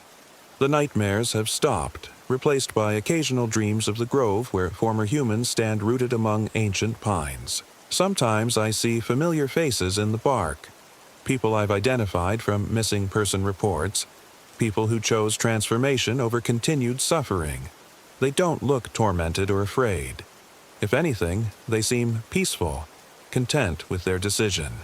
I tell myself that makes it okay, that in a world full of unavoidable pain, perhaps some people genuinely benefit from having that pain taken away, even at the cost of their humanity. But on bad days, days when my own suffering feels overwhelming, I wonder if I'm just rationalizing my own cowardice. Jake thinks I did the right thing, though he admits he doesn't fully understand the entities or their nature. He's moved to Denver to be closer to me, and we have dinner every week, maintaining the connection that helped me resist their initial offer. He's the anchor that keeps me human, the reminder of what I'm fighting to preserve. Sometimes, when I'm feeling particularly lost or lonely, I'll take out the old journal and read the entries from other victims. Their words remind me that transcendence isn't worth the price, that even the worst human suffering is preferable to the perfect emptiness of alien consciousness. But I've also added my own entry to the journal, documenting the bargain I struck and its ongoing consequences. Someday, someone else might find themselves in a similar situation, faced with the same impossible choice between surrender and destruction. When that happens, they'll need to know that there are other options, other paths through the darkness. The entities are still out there in Fish Lake National Forest, transformed into something that might be better than what they were before. They're still dangerous, still inhuman, still capable of offering temptations that could destroy anyone foolish enough to listen. But they're also proof that even monsters can evolve, that even the most alien consciousness can be reasoned with under the right circumstances. It's not much hope, but in a world full of suffering and uncertainty, it's enough. My name is Marcus Thompson. I'm 37 years old now, and I survived something that shouldn't exist. The scars it left, psychological, spiritual, existential, will never fully heal. But they're my scars, evidence of my humanity and my refusal to surrender it. Sometimes that's enough. Sometimes that has to be enough. Because the alternative is transcendence, and transcendence is just another word for death. Sometimes I wonder if it followed me home from the Olympic Peninsula. I'm Sarah Chen, and I was 29 when I learned that some things in the woods aren't meant to be found. The trip was supposed to be a celebration. After 3 years of medical residency hell, I'd finally matched into my dream fellowship in pediatric oncology at Seattle Children's. My girlfriend Emma had surprised me with a 2-week RV rental, a beautiful 32-foot Airstream that looked like something from a luxury magazine. "You've been living in hospitals for 3 years, she'd said, running her fingers through my unwashed hair. Time to remember what trees look like. Emma Rodriguez was everything I wasn't. Spontaneous where I was methodical, artistic where I was scientific, fearless where I was cautious. She painted murals for children's hospitals, turning sterile walls into underwater worlds and fairy tale forests. At 27, she had an infectious laugh and a way of finding magic in the mundane that had kept me sane through the darkest parts of my training. We'd been together for 2 years, living in my cramped Seattle apartment, navigating the impossible schedule of my residency and her freelance career. The RV trip was meant to be our time. No pagers, no hospital calls, no distractions. Just us, the road, and whatever adventures we could find in the vast wilderness of Washington State's Olympic Peninsula. The plan was simple. Drive to the Hoh rainforest, find a remote campground near the coast, and spend 2 weeks hiking, reading, and reconnecting. Emma had researched every detail, mapping out scenic routes and hidden camping spots that most tourists never discovered. She'd even packed her portable easel, planning to paint the temperate rainforest that she'd been dreaming about since childhood. "It's like stepping into Middle Earth," she'd told me, showing me photos on her laptop. Ancient trees older than civilization, moss that glows in the darkness, streams so clear you can see every pebble on the bottom. We're going to fall in love with the world all over again. The drive from Seattle took 4 hours, winding through increasingly dense forest until we reached the Olympic National Park boundaries. The Hoh River Valley stretched ahead of us like a green tunnel, cathedral quiet and primordial. Sitka spruces towered 300 feet overhead, their trunks draped in curtains of moss that filtered the afternoon light into something ethereal and strange. Emma was enchanted from the first moment. She made me stop the Airstream every few miles so she could photograph the changing landscape. Fallen giants creating nursery logs for new growth, streams braided with fallen cedar, clearings where Roosevelt elk grazed in meadows that seemed lifted from fairy tales. "This is it," she kept saying. "This is what I've been trying to capture in my paintings. The feeling that the forest is alive, that it's watching you." I should have paid more attention to that last comment. Our destination was Emerald Creek Campground, a primitive site that Emma had discovered through her network of outdoor photography contacts. It wasn't listed in any official park materials, apparently a small family-owned property that bordered the national forest, offering sites for self-contained RVs without hookups or amenities. "Perfect for people who want to really disconnect," Emma had explained. The access road was barely more than 2 ruts carved through dense underbrush, forcing me to drive at walking speed to avoid damaging the Airstream's undercarriage. After 20 minutes of careful navigation, we emerged into a circular clearing surrounded by ancient cedars that seemed to form a natural amphitheater. It was breathtaking. The clearing was perhaps 150 feet across, carpeted with moss so thick it felt like walking on memory foam. A stream meandered along the eastern edge, its water so clear it seemed like liquid crystal. The trees formed perfect windbreaks, their canopy so dense that only scattered shafts of sunlight penetrated to the forest floor. "It's perfect," Emma breathed, immediately grabbing her camera. "Look at the way the light falls. Look at those moss formations. Sarah, this is going to be incredible." There were no other campers, no facilities, no signs of human presence except for a small wooden placard near the clearing's entrance that read, "Emerald Creek Primitive Camping, $20 per night, honor system, leave only footprints." I parked the Airstream facing the stream and spent an hour getting everything set up while Emma explored the perimeter with her camera. The generator started smoothly, the propane systems functioned perfectly, and the satellite internet gave us enough signal to check email and weather reports. Everything seemed ideal. That first evening, we cooked dinner on the portable grill and ate it sitting on folding chairs beside the stream, watching the forest grow dark around us. The silence was profound. No traffic, no airplanes, no human sounds at all except for our own voices and the gentle murmur of running water. "Listen," Emma said suddenly, holding up her hand. I strained my ears, trying to identify what had caught her attention. At first, I heard nothing unusual. Then, gradually, I became aware of a sound that might have been wind in the trees, except there was no wind. A soft rustling that seemed to circle the clearing, always just at the edge of perception. "Probably just animals," I said. "Deer, maybe, or raccoons." "Probably," Emma agreed, but she kept looking toward the tree line with an expression I couldn't quite read. We went to bed early, exhausted from the drive and the setup process. The Airstream's bedroom was cozy and well-appointed, with a queen-size bed and windows that looked out into the forest. As I was falling asleep, I thought I heard that rustling sound again, closer this time, but when I looked out the window, I saw nothing but darkness and the pale gleam of moss-covered trees. The second day started with a spectacular sunrise that turned the forest canopy gold and green. Emma was up before me, already outside with her coffee and sketch pad, trying to capture the way morning light filtered through the ancient trees. "I've never seen anything like this," she told me over breakfast.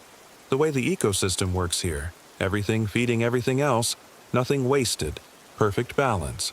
It's like the forest has its own intelligence." We spent the morning exploring the immediate area, following game trails that wound deeper into the rainforest. Emma stopped frequently to photograph unusual moss formations, twisted root systems, and the intricate patterns of bark on trees that had been growing since before Columbus arrived in the Americas. It was during one of these photo sessions that I first noticed we were being watched. The feeling started as a subtle unease, a sense that someone was observing us from the shadows between the trees. I'd felt similar sensations in the hospital, that awareness of being scrutinized that medical professionals develop after years of working under supervision. But this was different, more primitive, triggering instincts I hadn't known I possessed. "Emma," I said quietly, not wanting to alarm her but needing to share my concern, "do you feel like we're being watched?" She looked up from her camera, immediately alert. "You feel it too? I thought I was being paranoid." We stood back to back, scanning the forest around us. The trees were so dense and the understory so thick that someone could have been standing 20 feet away without being visible. But there was no movement, no sound, no obvious sign of any presence except our own. "Maybe it's just the forest," Emma suggested. "All these trees, all this life, it probably does feel like it's watching." Aboriginal cultures have always believed that forests have consciousness. I wanted to believe that explanation, but my medical training had taught me to trust observable evidence over mystical thinking. Something was definitely wrong, even if I couldn't identify what it was. We returned to the campsite for lunch, both of us subdued and alert. The clearing felt different in daylight, less welcoming, more exposed. I found myself checking the tree line constantly, looking for movement or signs of whatever was triggering my unease. That afternoon, Emma set up her easel beside the stream and began work on a landscape painting. I tried to read a medical journal, but I couldn't concentrate. The feeling of being observed had intensified, becoming almost physical in its intensity. Every few minutes I'd look up to scan our surroundings, but I never saw anything unusual. "Sarah, come look at this," Emma called from her easel. I walked over to see what she'd painted. The canvas showed our clearing in remarkable detail: the ancient cedars, the moss-carpeted ground, the crystal-clear stream, but there was something wrong with the image. In the shadows between the trees, Emma had painted dozens of pale shapes that might have been faces, or might have been tricks of light and shadow. "I didn't mean to paint those," she said, frowning at her work. "I was focusing on the trees and the water. But when I looked at what I'd done, these shapes were there, like my hand was painting things my eyes couldn't see." I studied the canvas more closely. The shapes were subtle, almost invisible unless you knew where to look, but once I'd seen them, I couldn't unsee them. They appeared to be watching the center of the clearing, watching us. "Maybe it's just pareidolia," I suggested, the tendency to see faces in random patterns. "Artists are especially susceptible to it." "Maybe," Emma said, but she set down her brush and didn't pick it up again. That evening, we cooked dinner inside the RV instead of using the outdoor grill. Neither of us admitted to being afraid, but we were both reluctant to spend time in the open clearing. As darkness fell, we closed all the curtains and settled in to watch a movie on Emma's laptop. Around midnight, we heard the first footsteps. They started as a soft padding sound that might have been a large animal moving through the forest. But as we listened, the sounds became more rhythmic, more purposeful. Multiple sets of feet moving in a rough circle around our campsite, always staying just beyond the range of our outdoor lights. "Should we call someone?" Emma whispered. "Call who? We're 30 miles from the nearest town, and we don't even have reliable cell service." The footsteps continued for about an hour, then stopped as suddenly as they'd begun. We lay awake until dawn, listening for any sound that might indicate the return of whatever had been circling our RV. Morning brought no answers, only questions. I found dozens of footprints in the soft earth around our campsite. Not animal tracks, but bare human feet of various sizes. The prints formed concentric circles around the Airstream, coming within 10 feet of our vehicle at their closest point. "This is really happening," Emma said, staring at the evidence. "We're not imagining this. We should leave," I told her. "Pack up and drive back to Seattle. Whatever this is, it's not safe." But Emma shook her head. "Look at these prints, Sarah. Look at them carefully." I examined the footprints more closely and saw what she meant. They weren't quite right. The proportions were wrong. Too long, too narrow, with toes that seemed to stretch beyond normal human anatomy. And they were all oriented the same way, pointing inward toward our campsite, as if dozens of figures had stood facing us throughout the night. "What are they?" I asked. "I don't know, but they're not leaving random tracks. They're trying to communicate something. Or they're planning something." Emma pulled out her camera and began documenting the footprints, moving methodically around the clearing to capture every detail. As she worked, I noticed something that made my blood run cold.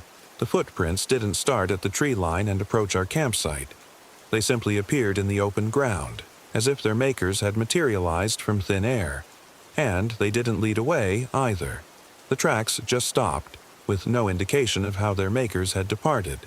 "Emma," I said, my voice tight with control, "look at the pattern again. The prints don't show anyone arriving or leaving." She stopped photographing and studied the evidence with the analytical eye she brought to her art. After a moment, her face went pale. "It's like they came up from underground," she said, "or down from the trees." I looked up at the canopy overhead, trying to imagine human figures moving through branches 200 feet above ground. It was impossible, but so was everything else we'd observed. "We're leaving," I announced. "Right now. I don't care what this is. We're not staying to find out." But when I tried to start the Airstream, nothing happened. The engine turned over once, made a grinding sound, then fell silent. The dashboard lights flickered and died. Even the battery-powered systems seemed to be failing, as if some invisible force was draining power from every electronic device in the vehicle. I spent 2 hours checking every connection, every fuse, every possible point of failure. Everything appeared normal, but the RV refused to start. We were effectively stranded in a clearing 30 miles from civilization, with no way to call for help and no explanation for the increasingly strange events surrounding us. "Maybe it's the altitude," Emma suggested, though we both knew we were barely above sea level. "Maybe it's something else," I replied. That afternoon, Emma resumed her painting while I continued trying to diagnose the RV's problems. She seemed almost compulsively driven to capture the forest around us, working with an intensity I'd never seen before. But when I looked at her canvas, I saw that the pale shapes in the shadows had multiplied and become more distinct. They were definitely faces now, dozens of them, watching from between the trees with expressions that seemed both curious and hungry. Emma was painting them without conscious awareness, her hand moving independently while her conscious mind focused on trees and moss and light. "Emma," I said, trying to keep my voice calm, "look at what you're painting." She stepped back from the easel and gasped.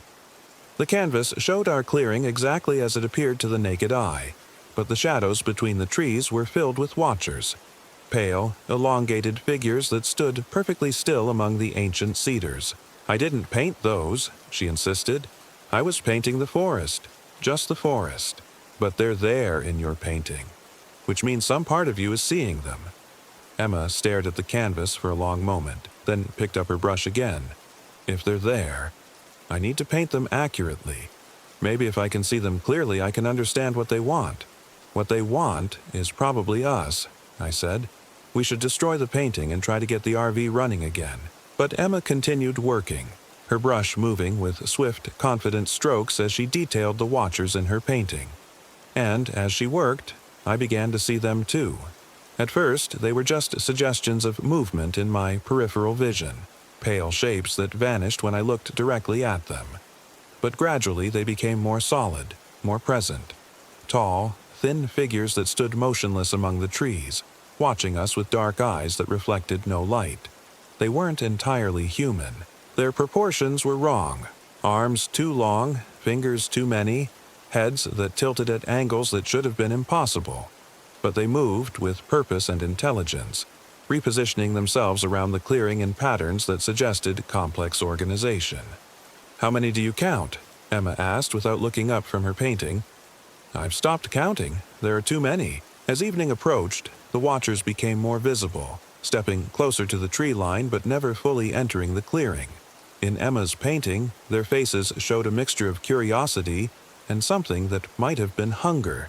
They seemed particularly focused on Emma herself, clustering more densely on the side of the clearing where she worked. "They're interested in your art," I observed. "Or maybe in you as an artist." Indigenous cultures often believed that artists could see into other worlds, Emma said, still painting with mechanical precision. "Maybe that's what's happening. Maybe I'm seeing something that's always been here." That night, we didn't even pretend to sleep.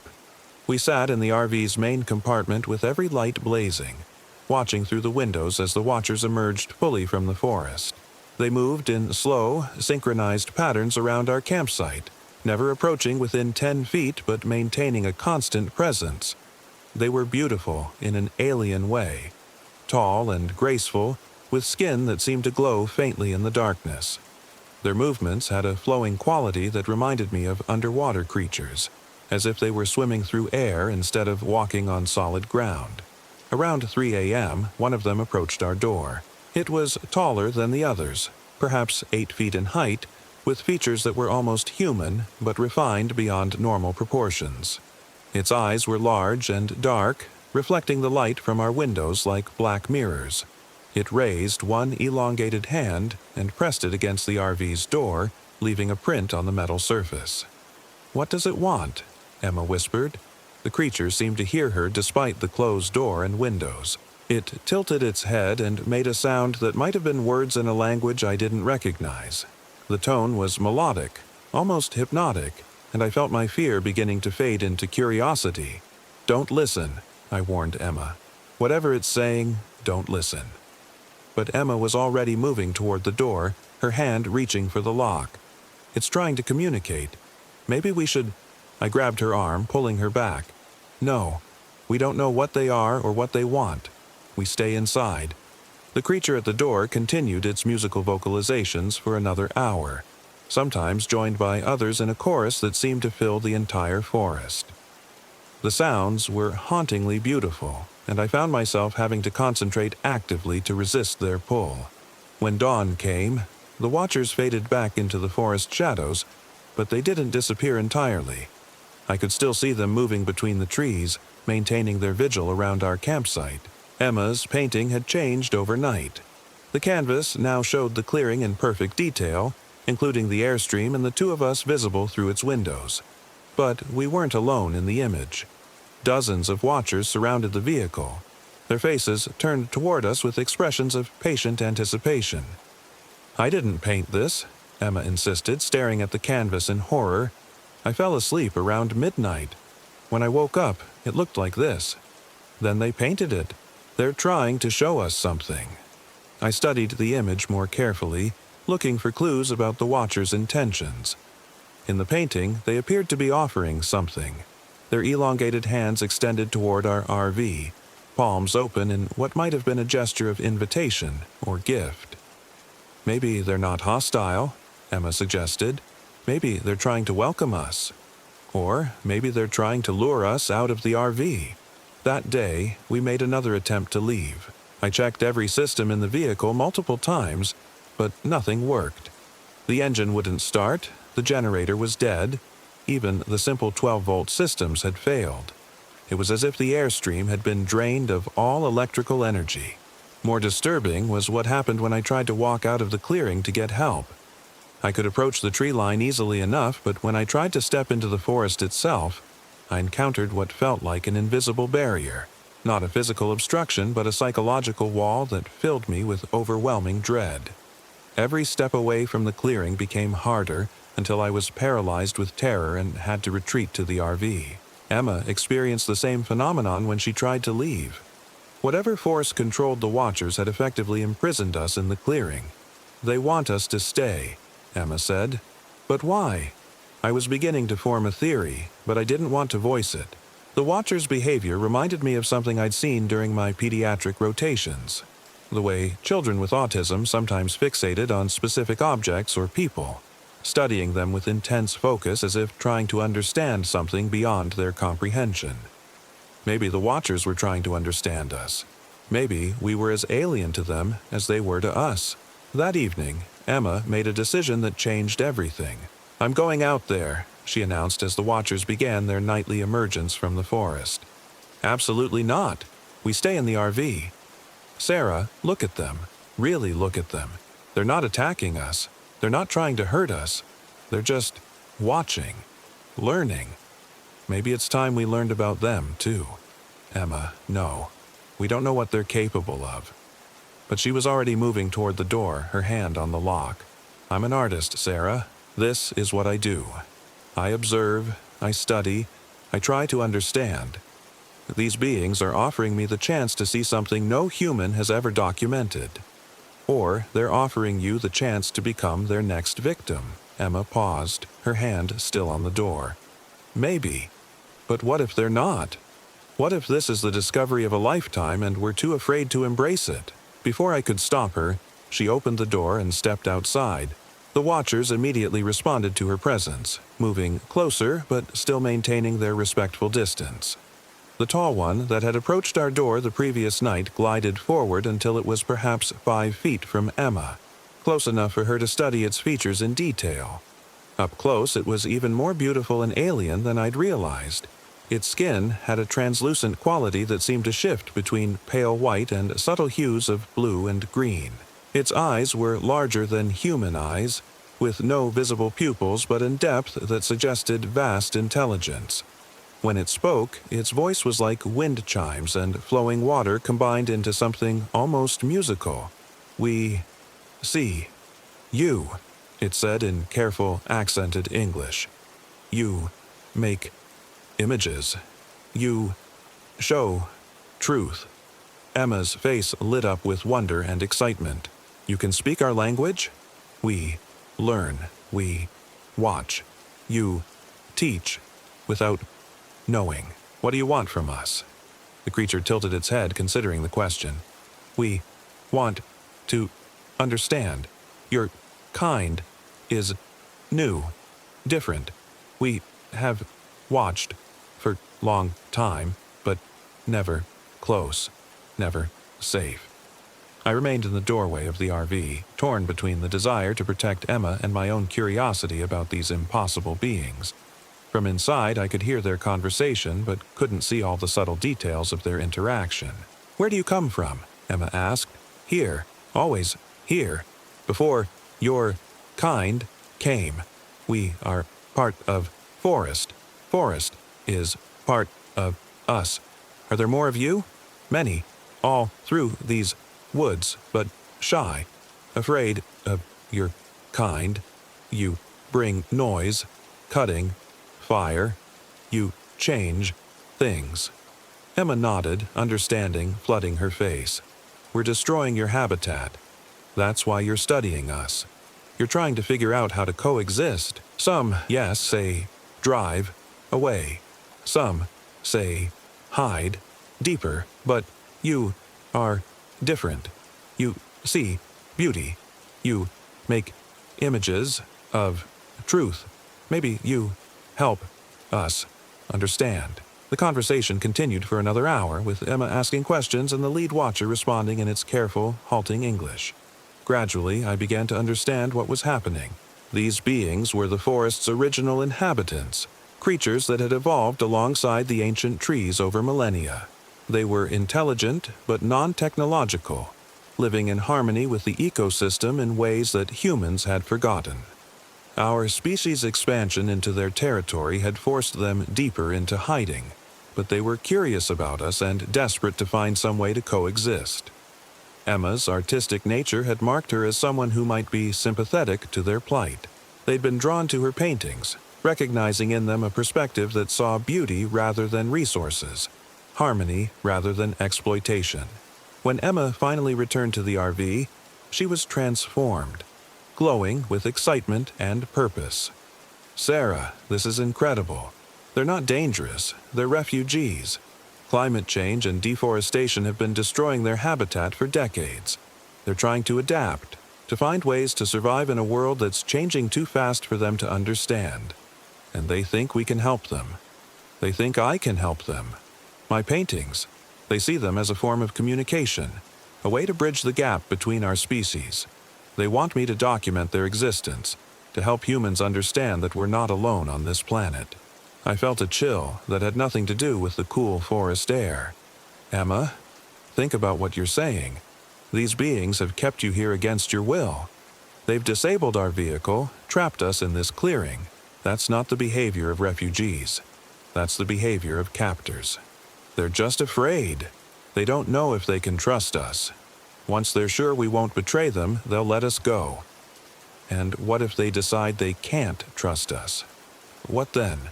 Emma didn't answer, but I could see in her eyes that she'd already made her choice. The artist in her was enchanted by the possibility of documenting something no human had ever seen. The humanitarian in her was moved by their plight. She was going to help them, regardless of the personal cost. Over the following days, Emma spent increasing amounts of time with the Watchers. They taught her their language, a complex system of tones and gestures that seemed to incorporate elements of the natural world. She taught them about human art, showing them how paintings could capture not just appearance but emotion and meaning. In return, they revealed more about their society and culture. They were ancient beyond human comprehension, with memories that stretched back thousands of years. They had watched the first humans arrive in the Pacific Northwest, had seen the rise and fall of indigenous civilizations, had witnessed the devastating changes brought by European colonization. They were dying, not as individuals, but as a species. Their deep connection to the forest made them vulnerable to environmental changes that humans barely noticed. Clear-cutting, pollution, climate change, all of these forces were slowly poisoning their world and driving them toward extinction. Emma's paintings became increasingly sophisticated as she learned to see through their eyes. She captured not just their physical appearance but something of their essence, their deep connection to the living world, their ancient wisdom, their desperate hope for survival. But as she spent more time with them, I noticed troubling changes in her behavior. She became distant, speaking in the same careful, halting manner as the Watchers. Her paintings took on an alien quality that was beautiful but disturbing. Most concerning, she began to resist the idea of ever leaving the forest. "This is where I belong," she told me one evening. "These beings, this place, it's what I've been searching for my entire life. I can't abandon them now." "Emma, listen to yourself. You're talking like you're one of them." "Maybe I am. Maybe this is evolution. Humans learning to reconnect with the natural world, to see beyond our own narrow perspective." I realized with growing horror that the Watchers weren't just studying Emma. They were changing her. Their influence was subtle but profound, gradually reshaping her thoughts and priorities until she identified more with them than with her own species. On the 7th night of our captivity, I discovered the truth about their intentions. Unable to sleep, I looked out the RV's window and saw Emma standing in the center of the clearing, surrounded by dozens of Watchers. They had arranged themselves in a perfect circle around her, their pale forms glowing softly in the darkness. Emma stood perfectly still in their midst, her arms extended, her face turned upward toward the canopy. As I watched, her skin began to take on the same translucent quality as the Watchers. Her proportions seemed to stretch and flow, becoming more elongated, more graceful. She was transforming, becoming something that was no longer entirely human. I burst out of the RV, desperate to reach her before the change became irreversible. "Emma, fight it! Remember who you are!" But when she turned to look at me, her eyes had already changed. Large and dark and filled with alien intelligence. "I know who I am," she said in that careful musical tone the Watchers used. "I am the bridge between worlds. I am the translator who will help our species understand each other. You're human, Emma. You're a human woman who paints murals for sick children. Don't let them take that away from you." They're not taking anything away. They're adding to what I am, making me more than I was. The watchers began to close their circle, moving inward with slow, synchronized steps. I could feel their influence pressing against my mind, offering the same transformation they'd given Emma. For a moment, the temptation was overwhelming.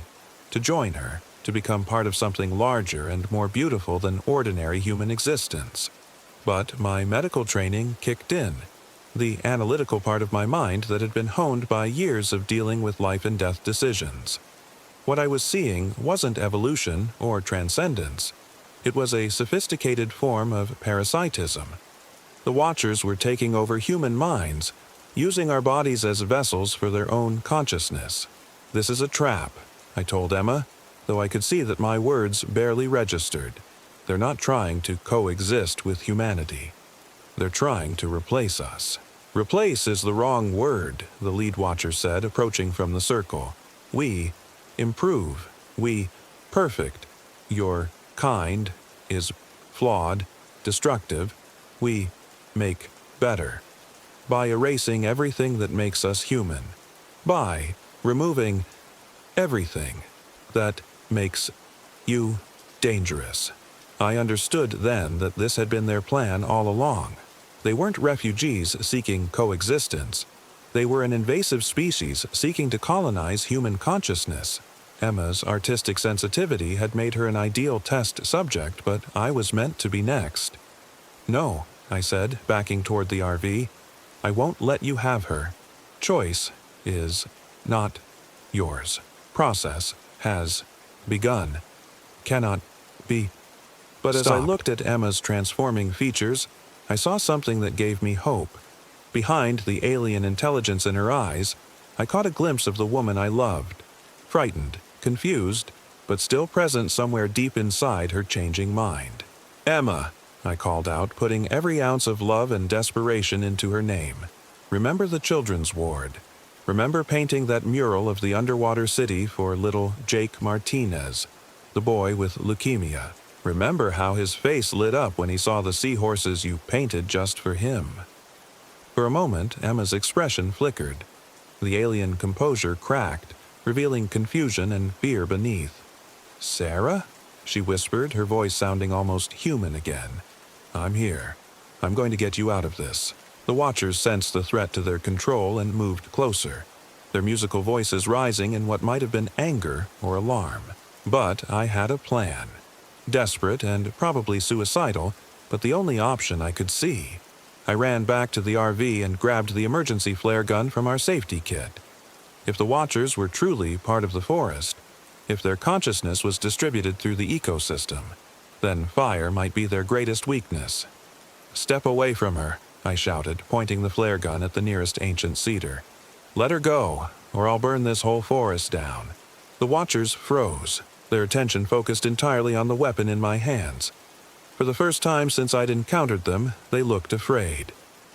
"You would destroy everything?" the lead watcher asked. "To save her? Yes, absolutely. Many innocents would die. Animals, plants, beings you do not know exist. Then let her go and we'll leave peacefully. No one has to die." The standoff lasted for what felt like hours but was probably only minutes. Finally, the lead watcher made a gesture that might have been resignation or defeat. "We release her, but no, this, your kind, will destroy this place anyway. Fire will come from your machines, if not from your weapons." The circle of Watchers began to disperse, fading back into the forest shadows. As they retreated, Emma collapsed to the ground, her body convulsing as the alien influence was forcibly withdrawn from her system. I rushed to her side, checking her pulse and breathing while scanning for any signs of permanent damage. She was unconscious but alive, her features slowly returning to normal human proportions. When she finally opened her eyes, they were brown again. Her own beautiful, familiar brown eyes. "Sarah," she whispered. What happened? I remember things, strange things, but they feel like dreams. You were sick, I told her, which was close enough to the truth. But you're better now. It took another hour for the Watcher's influence on our RV to fade. The engine started on the first try. All the electrical systems came back online, and the invisible barrier that had prevented us from leaving simply vanished. We drove out of the forest in silence, both of us processing what had happened in our own ways. Emma remembered fragments, the Watchers, the conversations, the gradual sense of losing herself. But the experience felt distant and dreamlike to her. I let her believe it had been some kind of fever dream brought on by stress and isolation. But I knew the truth. The Watchers were still out there, still seeking ways to preserve their dying species by colonizing human consciousness. Emma had been their first successful subject, and if I hadn't intervened, she would have become the template for their invasion of our species. We returned to Seattle and tried to resume our normal lives. Emma went back to painting murals. I started my fellowship at Children's Hospital. We never spoke about what had happened in the Olympic Peninsula, though I sometimes caught her staring at her paintings with a confused expression, as if trying to remember something important. The nightmares started about a month later. Not Emma's, mine. I dreamed of the forest constantly, seeing it through the Watcher's eyes. I understood their perspective now, the slow death of their ecosystem, the desperate need to find new forms of existence, the terrible choice between extinction and parasitism. In my dreams, I felt their ancient sadness and their growing hunger for human consciousness, but I also sensed something else. They weren't giving up. Emma's partial transformation had provided them with crucial information about human psychology and biology. They were adapting, evolving, finding new ways to infiltrate our minds without triggering the resistance that had allowed me to save her. 6 months later, reports began appearing in medical journals about a new psychological condition affecting hikers and campers in the Pacific Northwest. Patients would return from wilderness trips with symptoms resembling dissociative identity disorder, but with an unusual twist. They seemed to have acquired knowledge about forest ecosystems that they couldn't have learned through normal means. The condition was being called nature integration syndrome, and the number of cases was growing exponentially. I knew what was really happening. The Watchers had learned from their experience with Emma, developing more subtle methods of consciousness transfer. Instead of dramatic physical transformation, they were creating hybrid minds, human personalities infused with fragments of their own alien awareness. I tried to warn people, writing anonymous posts on hiking forums about unusual psychological effects associated with certain areas of the Olympic Peninsula. I contacted park rangers, suggesting increased monitoring of remote camping areas. I even reached out to researchers studying the new syndrome, offering to share my observations. But no one took me seriously. The Watchers' influence was too subtle, their methods too sophisticated for conventional science to detect. The afflicted hikers showed no obvious signs of parasitism. They were still recognizably themselves, just with enhanced awareness of natural systems and an inexplicable compulsion to return to the forest. Emma began experiencing these same compulsions about a year after our encounter. She would stand at our apartment window for hours, staring toward the mountains, her face wearing the same distant expression I'd seen during her transformation. "I keep thinking about that camping trip," she told me one evening. "There's something I'm supposed to remember, something important. It feels like I left part of myself out there." "You had a fever," I reminded her. "Probably some kind of infection from contaminated water. The memories you think you're missing are just gaps from when you were delirious." "Maybe," she said, but I could see the doubt in her eyes. The turning point came when Emma started sleepwalking. I would wake to find her standing in our living room, perfectly still, staring out the window toward the Olympic Peninsula. When I tried to wake her, she would speak in that careful musical tone I remembered from the Watchers, saying things like, "The forest calls," and "The connection must be restored." During the day, she had no memory of these episodes, but her paintings began to change, taking on the same alien quality they'd developed during our captivity. She painted scenes she claimed came from dreams. Vast networks of consciousness spreading through root systems, beings of light moving between dimensions, a world where the boundary between individual and collective awareness had dissolved. "Look at this one," she said, showing me a canvas covered in flowing organic patterns. "I don't remember painting it, but something about it feels familiar, like a memory from someone else's life." I stared at the painting and felt my blood run cold. It showed the Olympic Peninsula from above, but not as any human satellite would see it. This was the watcher's perspective, the forest as a living neural network, with nodes of consciousness scattered throughout the wilderness. And spreading outward from the original nodes were thin lines of connection, reaching toward cities and towns where the hybrid minds lived. They were building a network. Using the partially transformed humans as relay points, they were gradually extending their influence beyond the forest, preparing for a large-scale colonization of human consciousness. "Emma," I said carefully, "how would you feel about taking another camping trip?" Her face lit up with an expression that was both eager and alien. "To the peninsula? Yes, I'd like that very much. I'm concerned about your sleepwalking. Maybe we should see a neurologist first." "No doctors," she said quickly with an intensity that startled me. "This isn't a medical condition, it's evolution." That night, I made a decision that would haunt me for the rest of my life. While Emma slept, I gathered all her paintings from our apartment, every canvas she'd completed since I returned from the forest. I loaded them into my car and drove to an industrial incinerator outside the city, where I paid the night shift supervisor to dispose of them as medical waste. Watching Emma's artwork burn was like watching part of her die. Each painting that disappeared into the flames took with it another fragment of the alien consciousness that was slowly consuming her mind.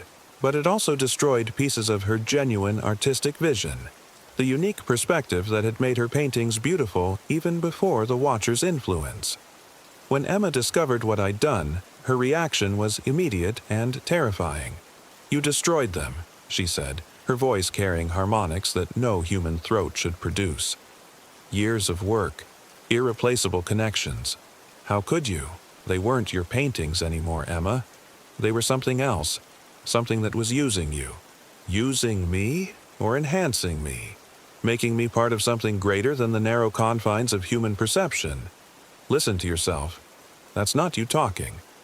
How do you know what's me and what isn't?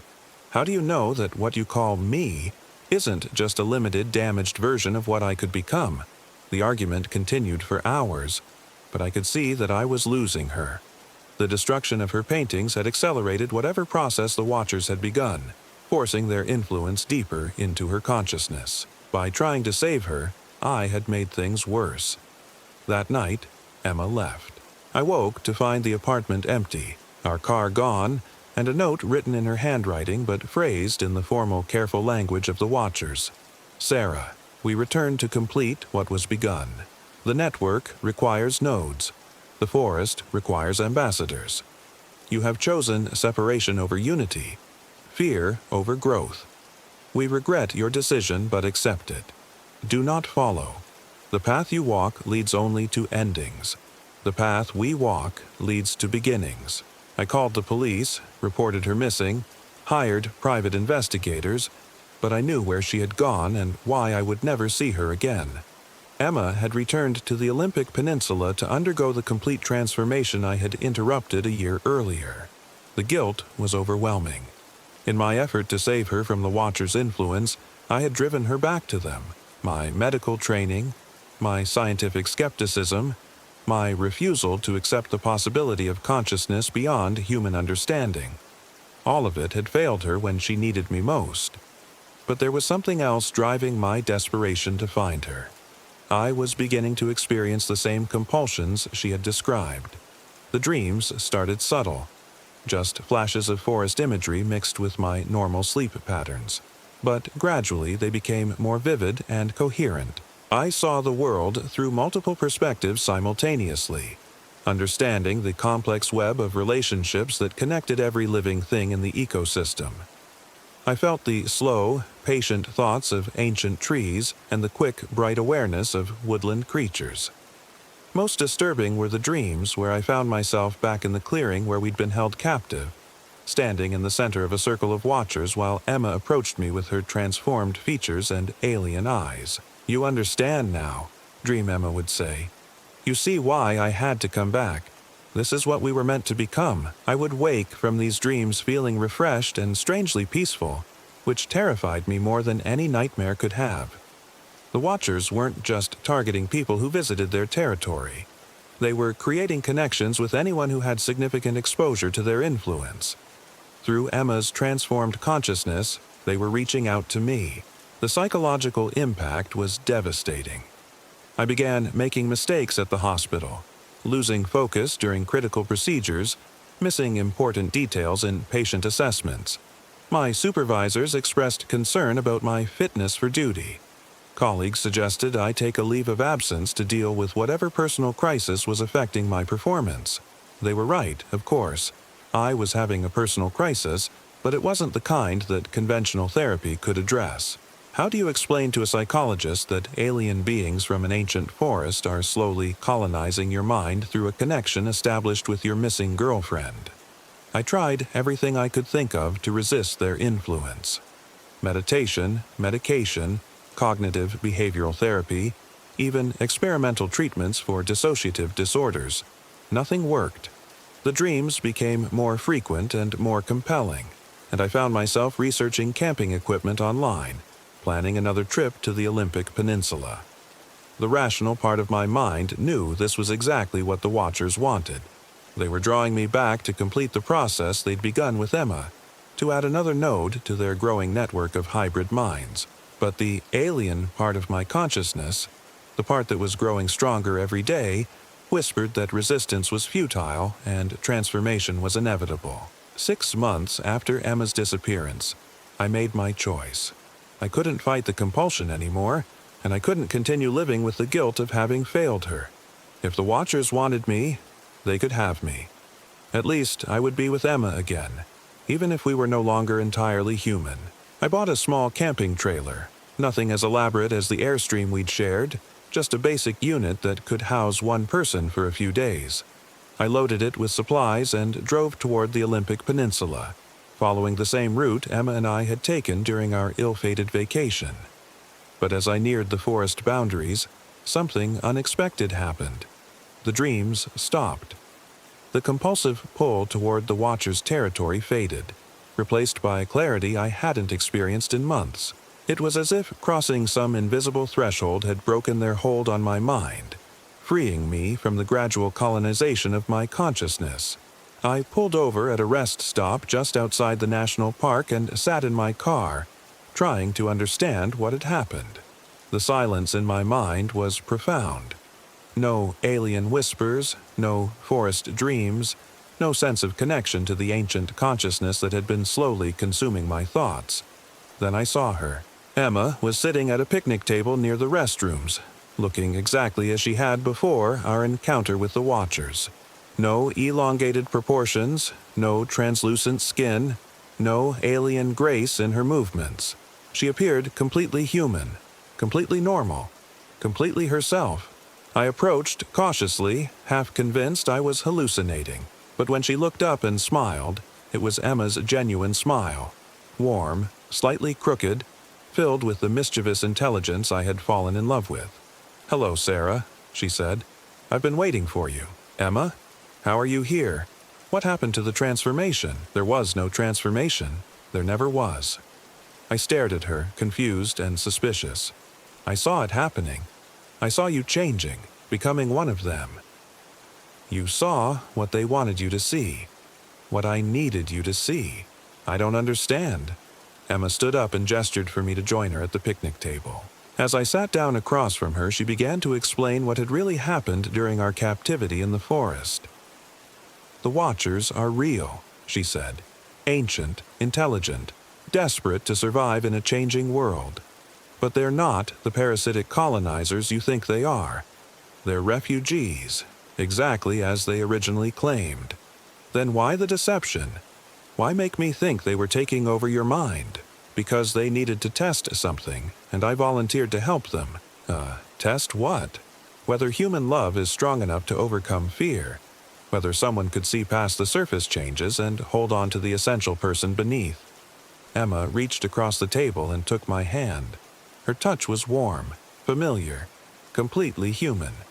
They don't want to colonize human consciousness, Sarah. They want to merge with it, not as parasites, but as partners.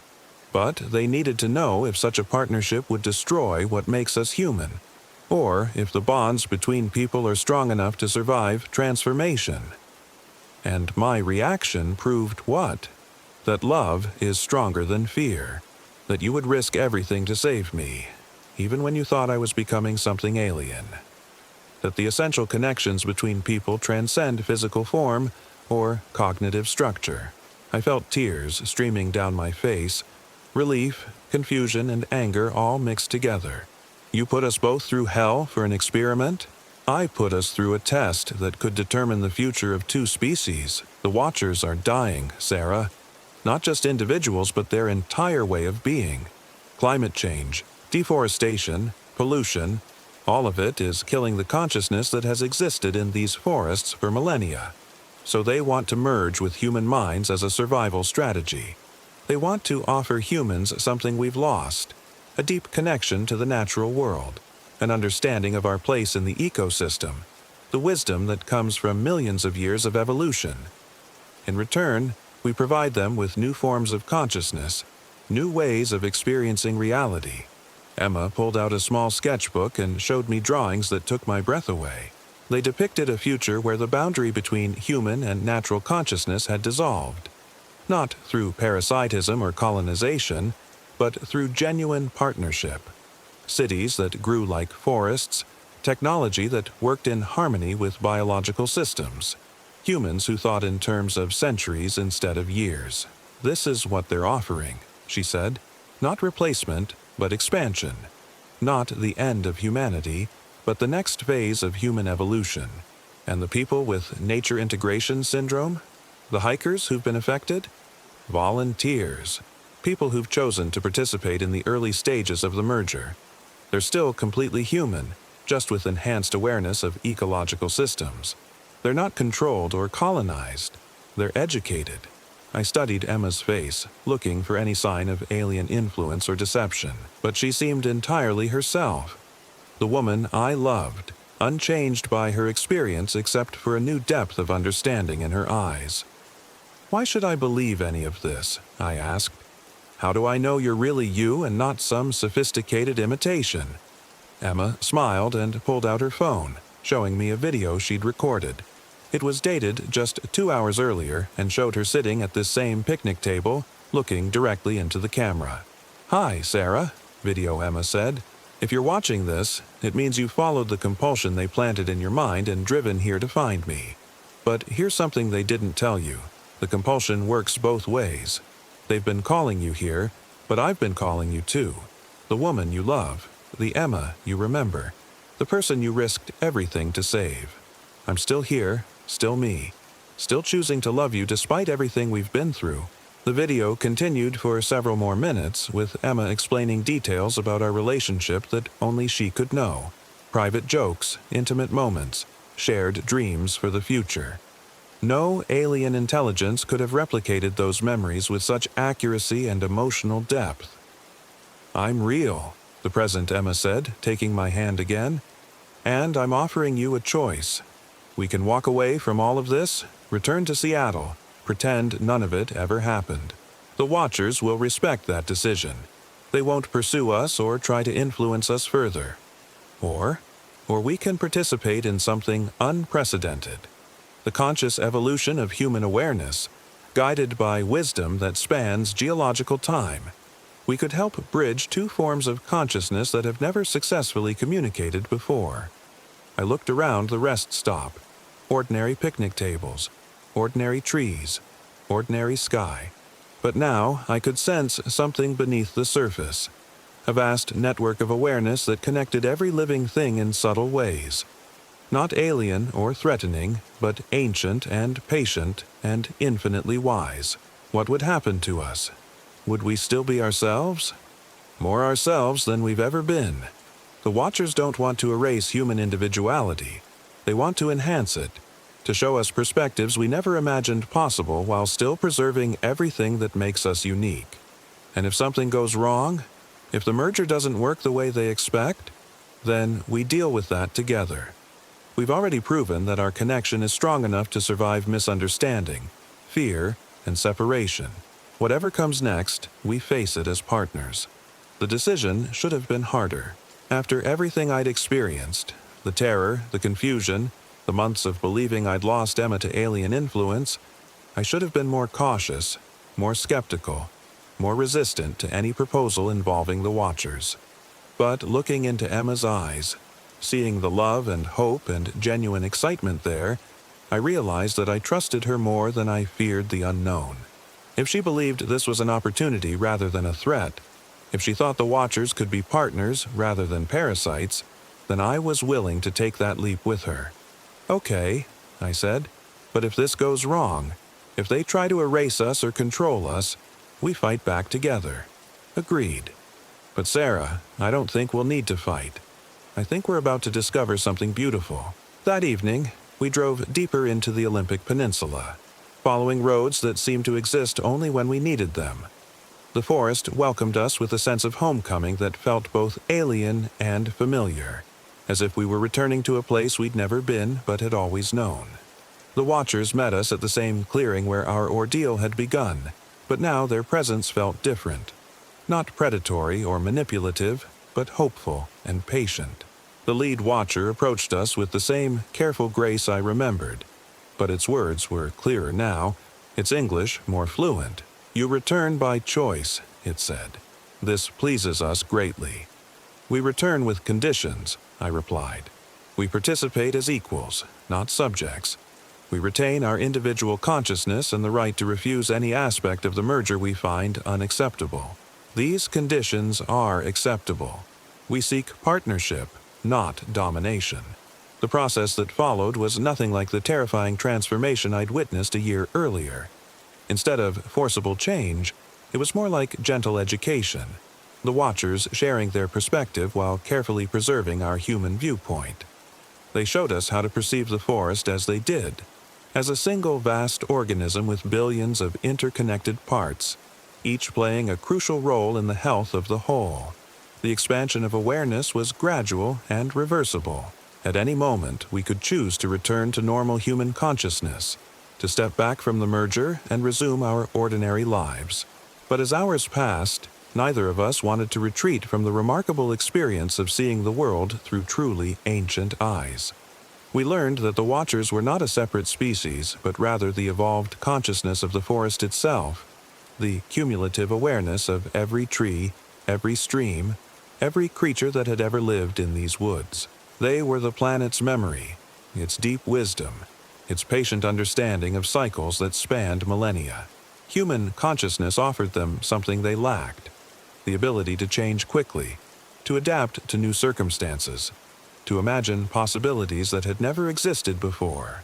In partnership with human minds, they could evolve rapidly enough to survive the coming environmental changes, while humans could gain the long-term perspective needed to make truly sustainable decisions. The merger was not possession, but collaboration. Two forms of awareness working together while maintaining their distinct characteristics. I remained Sarah Chen, pediatric oncologist, lover of Emma Rodriguez, skeptical scientist with a deep commitment to helping others. But I also became something more. A bridge between the human world and the ancient wisdom of the natural world. Emma's artistic abilities flourished in ways neither of us had imagined possible. Her paintings now captured not just the visual appearance of landscapes, but their emotional resonance, their ecological relationships, their deep history. She could paint the grief of a clear-cut forest, the joy of returning salmon, the patient hope of seedlings growing in the shadow of giants. But perhaps, most importantly, we could still love each other as we always had. The essential connection between us remained unchanged, even as our individual awareness expanded to encompass perspectives that spanned centuries. The Watchers had been right to test whether human bonds could survive transformation. Love, it turned out, was indeed stronger than any change they could offer. 6 months later, we returned to Seattle as ambassadors for a new kind of relationship between humanity and the natural world. We couldn't reveal the truth about the Watchers directly. Few people would believe us, and those who did might react with fear rather than wonder. Instead, we worked within existing systems to promote ecological awareness and sustainable practices. Emma's paintings gained international recognition for their unique ability to capture the emotional essence of natural environments.